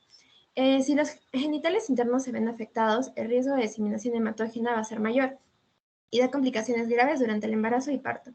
En caso de reconstrucción quirúrgica de las lesiones crónicas, debe posponerse hasta el final del embarazo. Y cuando existe riesgo o posibilidad de una laceración perianal o posible contaminación del feto durante el parto vaginal, la cesárea debe ser la primera opción. Siguiente, por favor. En cuanto a lo que es coinfección de la donovaniosis con VIH, la presencia de ulceraciones genitales aumenta el riesgo de contraer VIH hasta 4.7 veces. Ya que las úlceras tienden a sangrar, la donovaniosis representa un factor de riesgo para la adquisición de VIH, y se vio que en áreas donde la donovaniosis es endémica, la prevalencia del VIH está aumentada. Y bueno, la infección con el VIH suele causar úlceras persistentes que requieren un tratamiento más prolongado en comparación con pacientes con donovaniosis con VIH negativos. El siguiente, por favor. En cuanto al diagnóstico, vemos primero el citodiagnóstico. La microscopía directa es el método de diagnóstico más rápido, económico y confiable. El material debe recolectarse preferiblemente de áreas de granulación activa que no muestren signos de infección secundaria. Los frotis deben recolectarse preferiblemente de la parte del fragmento extirpado para el examen anatomopatológico, que debe presionarse contra un portaobjetos de vidrio y luego teñirse con tinción de Jemser, Leishman o Wright. De manera característica, hay células mononucleares con quistes intracitoplasmáticos llenos de cuerpos de Donovan gram negativos y están profundamente teñidos, o sea, los histocitos con cuerpos de Donovan. Siguiente, por favor. En lo que es la histopatología, las lesiones genitales de más de 30 días, especialmente las que no han cicatrizado, requieren un examen histopatológico y la biopsia debe realizarse preferentemente sobre las lesiones activas. La epidermis suele mostrar una acantosis de aspecto pseudoepiteliomatoso y la dermis muestra un intenso infiltrado inflamatorio constituido principalmente por linfocitos, plasmocitos, histocitos y eventualmente algunos eosinófilos con presencia de pequeños accesos neutrofílicos en la epidermis y acumulaciones localizadas de neutrófilos en lo que es dermis superior. Los histocitos suelen ser voluminosos y de aspecto vacular o quístico. Además del examen anatomopatológico, la microscopía electrónica de transmisión también se puede utilizar para evaluar las características ultraestructurales del agente etiológico. Siguiente, por favor. De acuerdo a otras pruebas, el uso diagnóstico de técnicas de detección de genes por PCR se limita a los programas de erradicación de la enfermedad e incluye un método de detección colorimétrico, usando amplificación de ácido nucleico con C-granulomatis con números primos, y actualmente no se disponen de pruebas serológicas para el diagnóstico de la enfermedad, y en las pruebas de inmunofluorescencia se utilizaron como fuente antigénica laminaciones de lesiones de donovanosis. Siguiente, por favor. En cuanto al diagnóstico diferencial de las lesiones de donovanosis, debe realizarse con lo que es sífilis primaria, condiloma plano, chancroide fadegénico, úlceras herpéticas crónicas, condiloma acuminado gigante, linfogranuloma venéreo y carcinoma de células escamosas. Siguiente, por favor. Acá podemos ver, para hacer el diagnóstico diferencial, ¿no? Tipos de lesiones penianas como el condiloma acuminado o el condiloma plano. Siguiente, por favor. En cuanto al tratamiento, en pacientes difíciles de tratar y en aquellos con complicaciones de cicatrización o con pérdida importante de tejido, el tratamiento quirúrgico también es alternativa terapéutica. Y bueno, en la actualidad la terapia de primera línea va a ser la citromicina, 2 comprimidos de 500 miligramos a la semana durante 3 semanas o hasta que se complete la cicatrización de las lesiones. En caso de que pacientes pediátricos se manifiesten esto, se recomienda utilizar acitromicina 20 miligramos kilogramo una vez al día durante un intervalo de 3 días. Y bueno, en la terapia de segunda línea se puede utilizar doxiciclina, ciprofloxacina, y también se ve que se utiliza sulfametaxol o trimetropina o clotrimoxazol. Y bueno, y si no hay respuesta de cicatrización durante los primeros días de tratamiento, se recomienda añadir gentamicina 1 miligramo kilogramo día 3 veces al día durante al menos 21 días.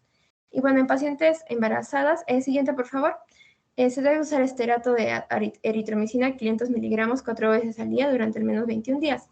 Y bueno, independientemente del esquema, la duración del tratamiento debe basarse en curación completa de lo que son las lesiones. Siguiente, por favor. En cuanto a lo que son las complicaciones y secuelas, las complicaciones más frecuentes que se presentan en la donovanosis son las hemorragias, el linfedema genital, las deformaciones, las mutilaciones y las cicatrices antiestéticas. Si no se diagnostica y trata de manera adecuada, puede provocar lo que es metástasis en órganos cercanos y poner en riesgo la vida del paciente. Siguiente, por favor. Muchas gracias, eso sería todo.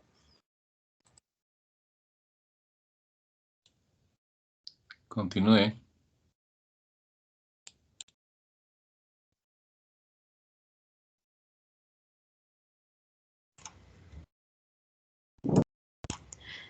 Buenas tardes, doctores. Buenas tardes, compañeros. Ahora vamos a hablar sobre el linfogranuloma venéreo. Somos el grupo 3. Y bueno, yo soy Alejandra Chávez Rivera. Siguiente diapositiva, por favor. Como definición tenemos que el linfogranuloma venéreo es una infección bacteriana de transmisión sexual con afectación sistémica causada por Clamidia trachomatis. Esta enfermedad, junto a la sífilis, gonorrea, granuloma inguinal y el chancroide, son las llamadas enfermedades venéreas clásicas. Actualmente también se le conoce como la enfermedad de Durán-Nicolás Fabré, linfadenopatía venérea, cuarta venérea, bubón tropical, poroadenitis inguinal o linfogranuloma inguinal. Sobre su etiología, ya dijimos que la causa es la bacteria gram negativa de vida parasitaria intracelular obligada, Clamidia trachomatis, especialmente los serotipos L1, L2, L3 y L2b. Este último se originó de la recombinación de los serotipos L2 y D10, y en este último siglo ha estado aumentando sobre todo en varones homosexuales infectados por VIH. Siguiente diapositiva, por favor. Sobre su patogenia, la enfermedad se adquiere durante las relaciones sexuales o por contacto con exudado de lesiones activas, por lo que la transmisibilidad puede durar años. También es posible el contagio indirecto por fomites o accidentes del laboratorio, y a diferencia de los serotipos A-K, que están confinados a las mucosas oftálmica y urogenital, el serotipo L, y en particular los subtipos etiológicos del linfogranuloma venéreo, son microorganismos muy invasivos que se diseminan hacia el tejido conjuntivo subyacente y se extienden hacia los ganglios linfáticos regionales. Ahí infectan a los macrófagos y de ese modo la enfermedad se torna sistémica. Siguiente diapositiva, por favor. Sobre sus manifestaciones clínicas tenemos se dividen en tres. En primer lugar, la lesión primaria o el estadio primario.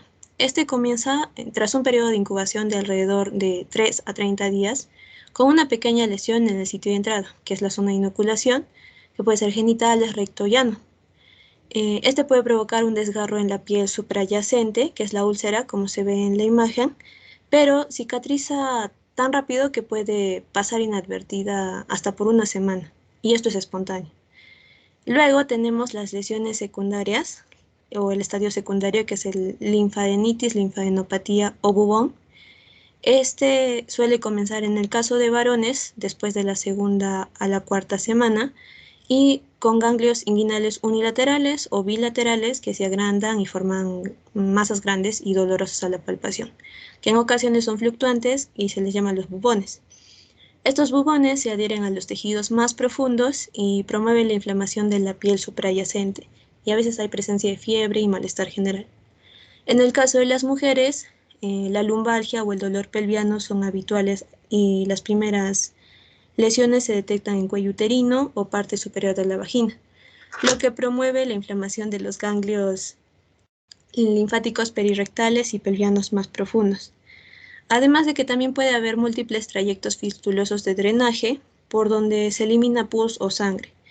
Y algo importante es que la división entre los ganglios linfáticos femorales e inguinales por el ligamento inguinal es el responsable del surco o signo de groove o de la cuerda, como vemos en la imagen, que el ligamento inguinal está dividiendo a los ganglios. Y esto es un hallazgo característico del linfogranuloma venéreo. Y en esta etapa también se puede observar fiebre, escalofríos, malestar general, mialgias, artralgias. Y la diseminación de la infección se puede manifestar también como artritis, neumonitis, eritema nodoso, perihepatitis con el síndrome de Fitz-Hugh-Curtis, meningitis aséptica, compromiso cardíaco y ocular. Como dijimos, esta enfermedad también tiene una afectación sistémica. Y por último, las lesiones terciarias, el estadio terciario o síndrome génito-anorrectal.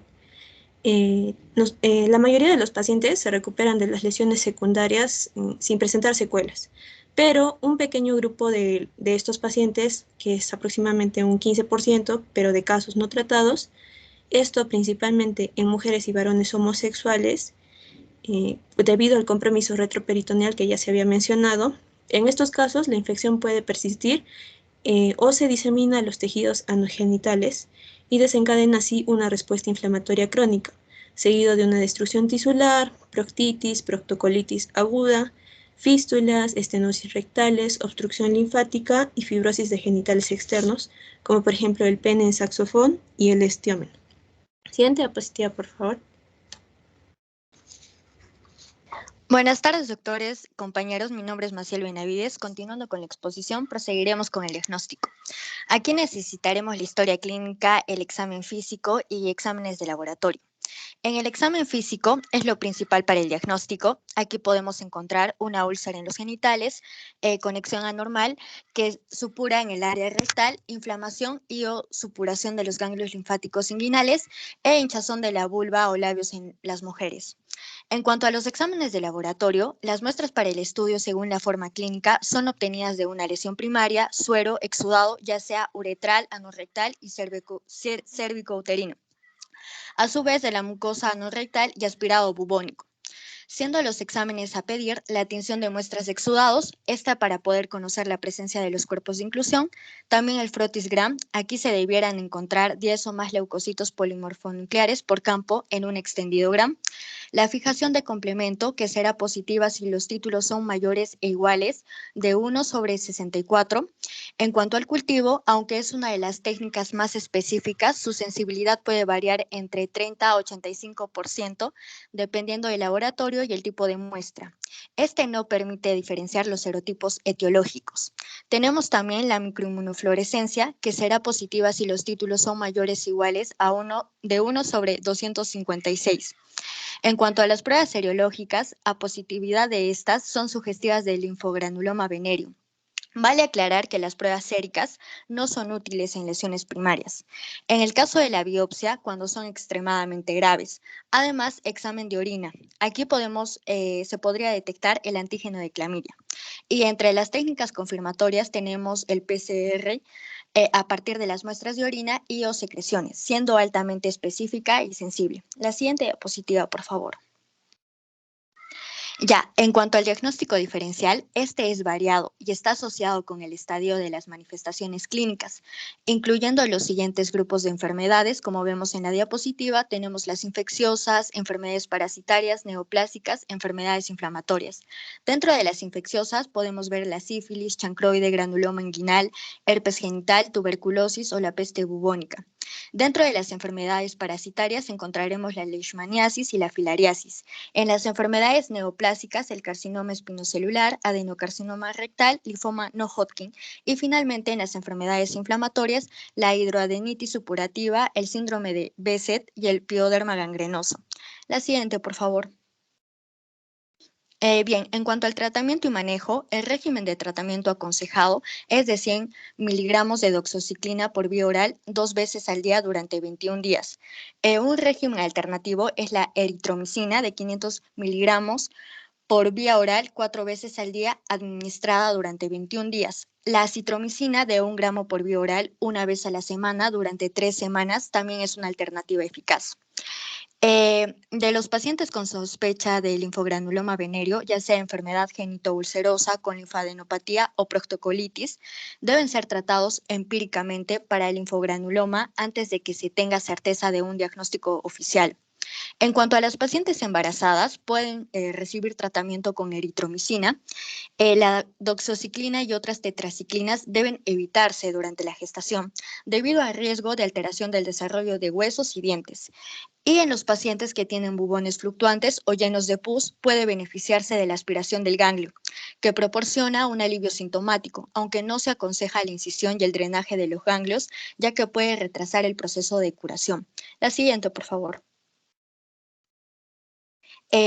En alusión al manejo tendremos el higiénico y el dietético. En el manejo higiénico se aconseja el uso de condón masculino o femenino, lavar los genitales a fondo después de las relaciones sexuales, mantener secas las zonas lesionadas, el uso de ropa de algodón, y en el manejo dietético el consumo de frutas como naranja, plátano y papaya que contienen oligoelementos, principalmente vitamina C, potasio, lo cual favorece el equilibrio hidroelectrolítico. También frutos secos como almendras, uvas deshidratadas y maní. Carnes como el pescado, el salmón, trucha, mariscos. Sin embargo, se debe disminuir el consumo de carnes rojas. En los granos tenemos el frijol, lentejas, que son ricos en proteínas y oligoelementos, y finalmente derivados lácteos como quesos y especialmente madurados. Eso sería todo, doctores. Gracias.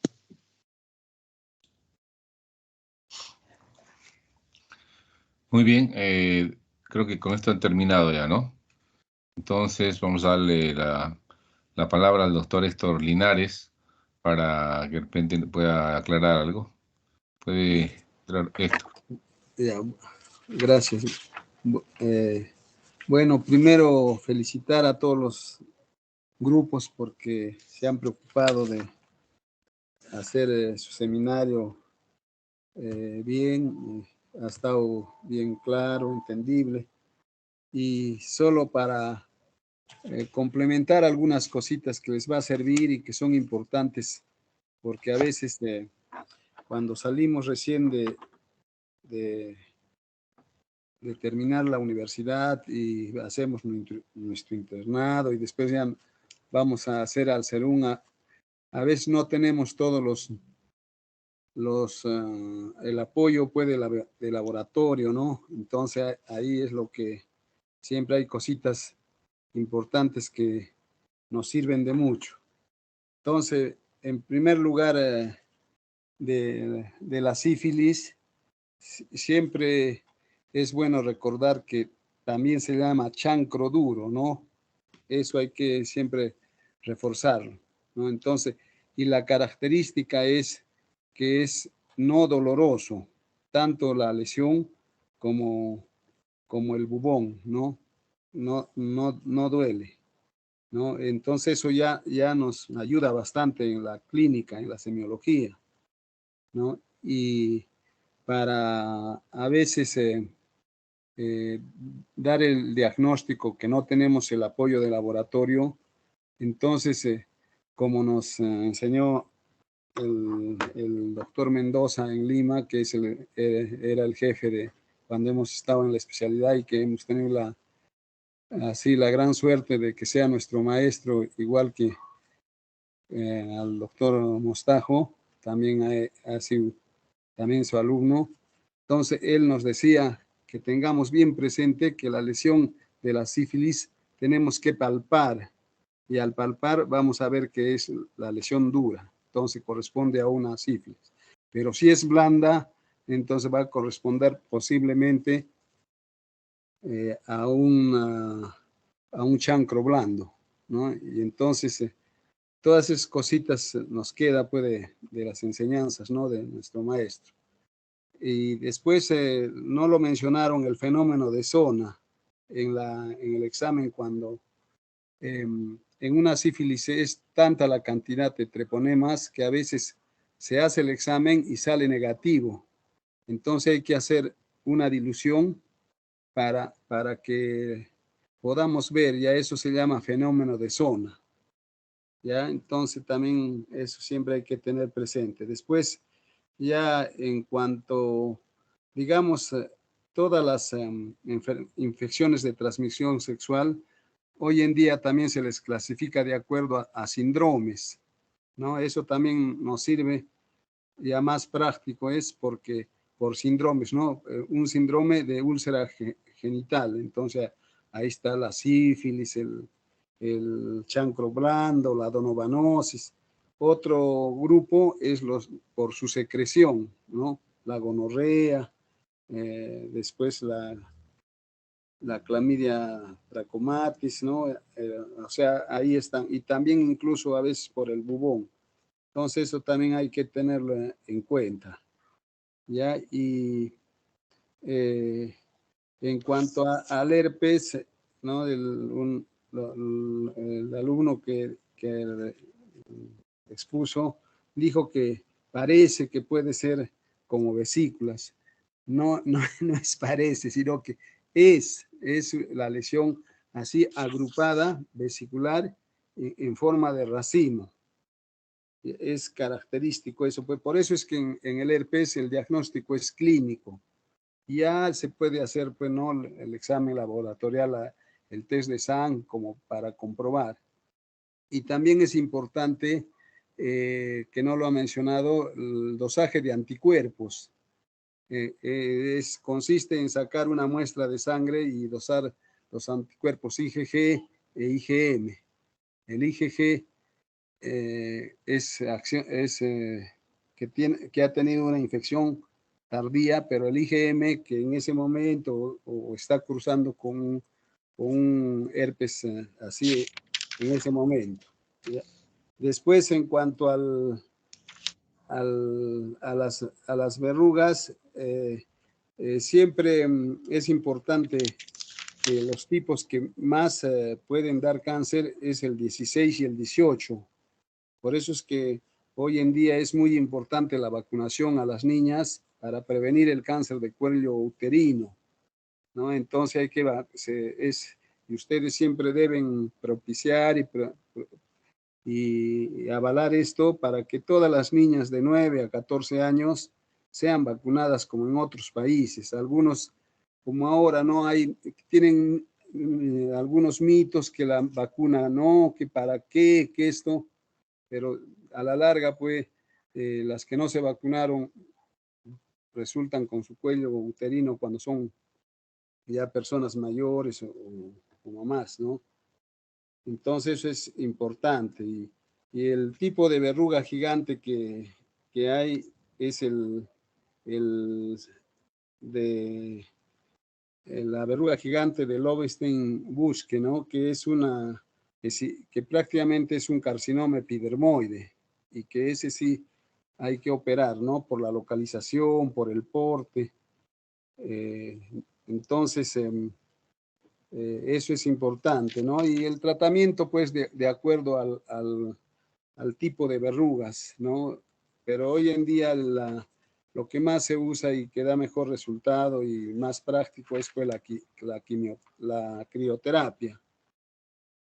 Y en cuanto a las escabiosis, las lesiones elementales, pues, las costras hemáticas puntiformes.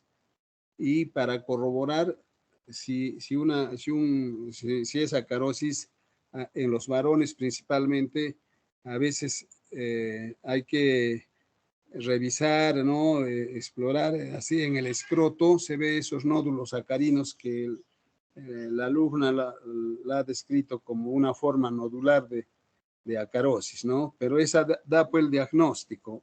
Hay cosas ya así como les digo, nos han enseñado el doctor Bravo, el doctor Mendoza, el doctor Galarza, aquí no va a estar agradecido para todos esos nuestros maestros, ¿no? Que hemos estado en la residencia y otros más, ¿no?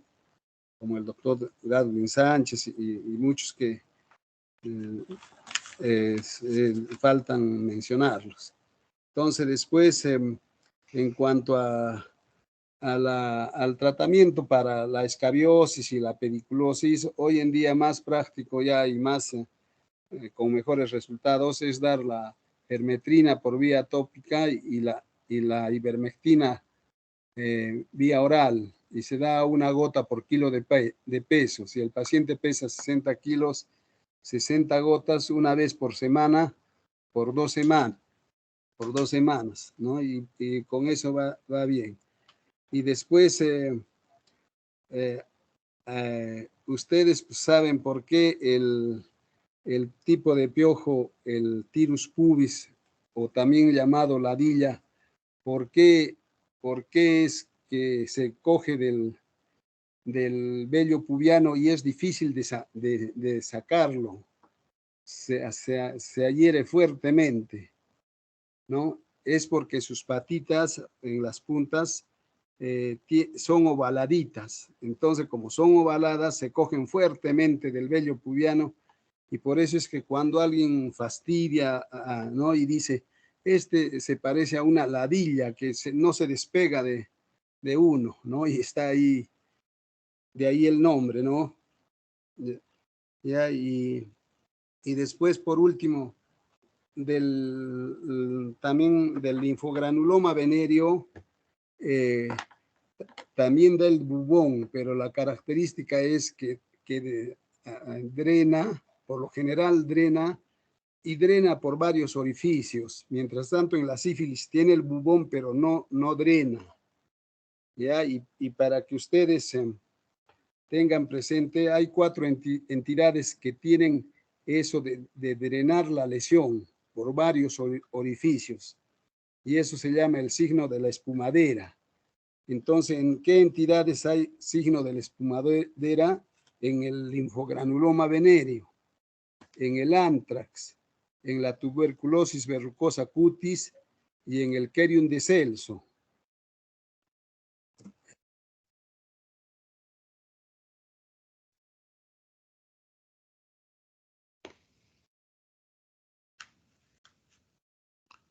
Se te ha apagado Héctor, se te ha apagado el micro.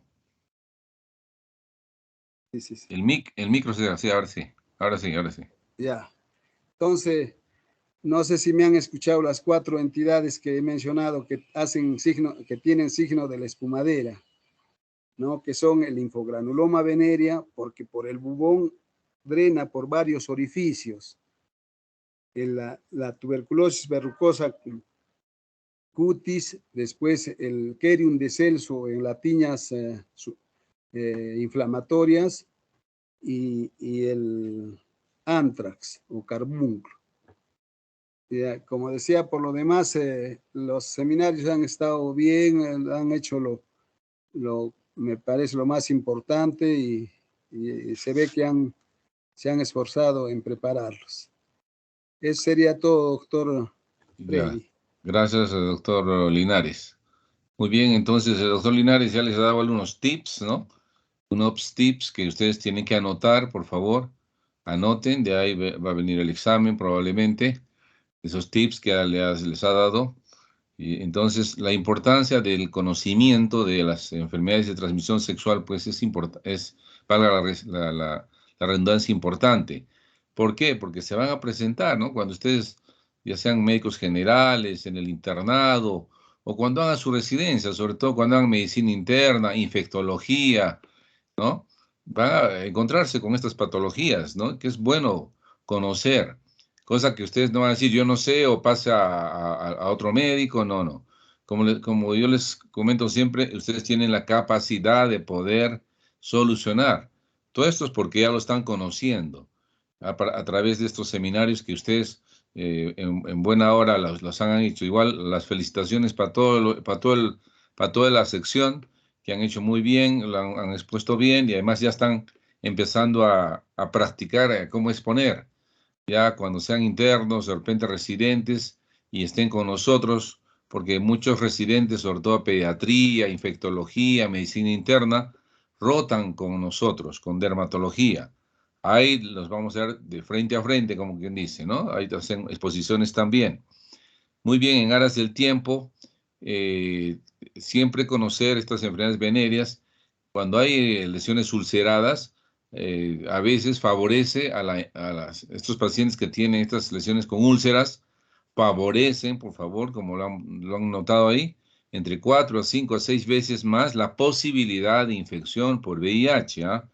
Así que traten oportunamente estas infecciones, porque si no se tratan, estos pacientes, si tienen relaciones, muchos son lamentablemente homosexuales y que tienen pues una vida promiscua, a veces las prostitutas, etcétera. Hay mucha prostitución callejera que a veces no tiene control.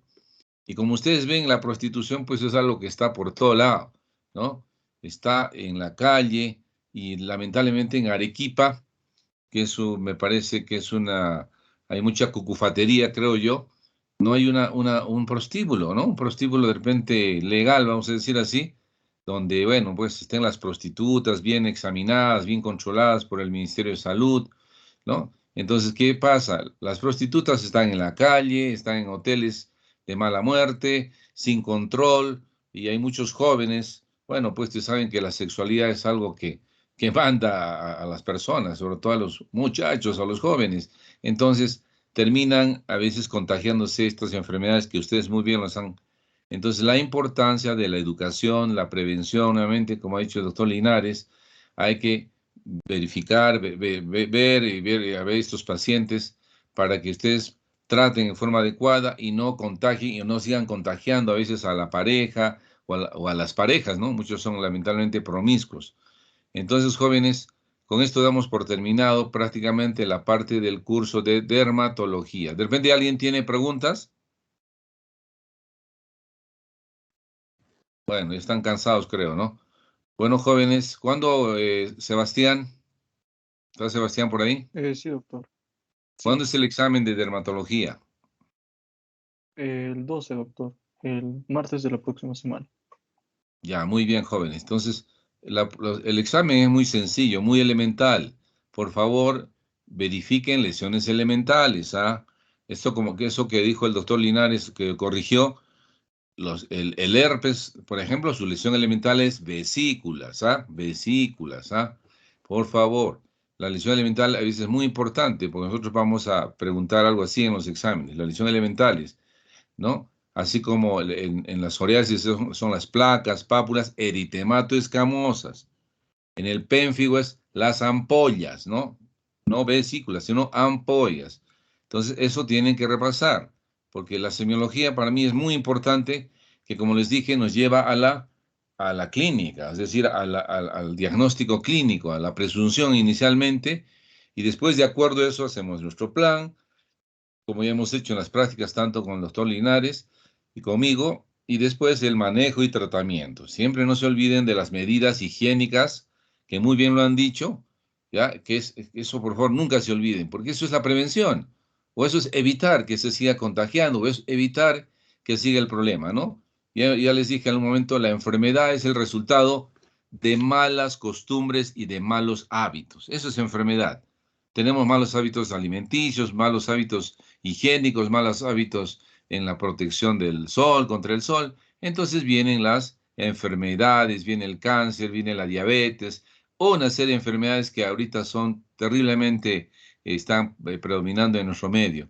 Igual, mire, el COVID, ¿por qué? Porque a veces no nos cuidamos y nos infectamos, ¿no? Hay que protegerse, pues, si nos protegemos, no hubiese pasado toda esta tremenda desgracia que hemos tenido en el Perú. Bueno, jóvenes, eso ha sido todo. Gracias, Héctor. Gracias, doctor Linares, por su apoyo ya en esta sección. De repente, algunas palabras más finales, Héctor. Ya, solo para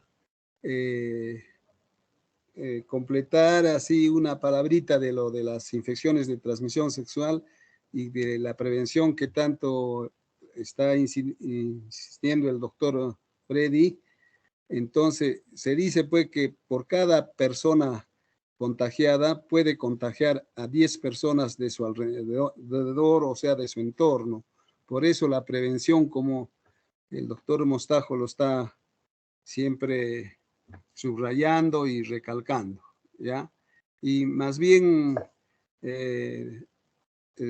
decirles de que sigan adelante, que siempre el estudio los va a llevar a ser buenos profesionales y buenos colegas ya dentro de poco, y que siempre estamos para servirlos ya cuando haya la forma presencial, ¿no? En nuestros hospitales. Yo trabajo en el hospital de Yanaguara y el doctor en el hospital central de la Seguridad Social. Entonces, siempre estamos dispuestos para enseñarles y para ayudarles en cualquier momento. Gracias, Gracias, doctor Freddy. Linares. Gracias, doctor Linares. Entonces, jóvenes, eso ha sido todo por hoy y espero que, como dijo el doctor Linares, sus profesores y tutores, estamos para ayudarles, para servirles. No duden en buscar al doctor Linares en su hospital, cuando el día estén por ahí, cualquier problema dermatológico, cutáneo.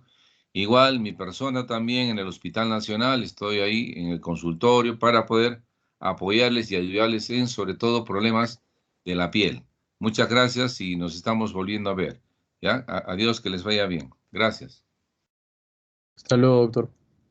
Gracias. Muchas gracias, doctor. Hasta luego. Hasta luego, doctor. Gracias. Gracias. Hasta luego, doctor. doctor.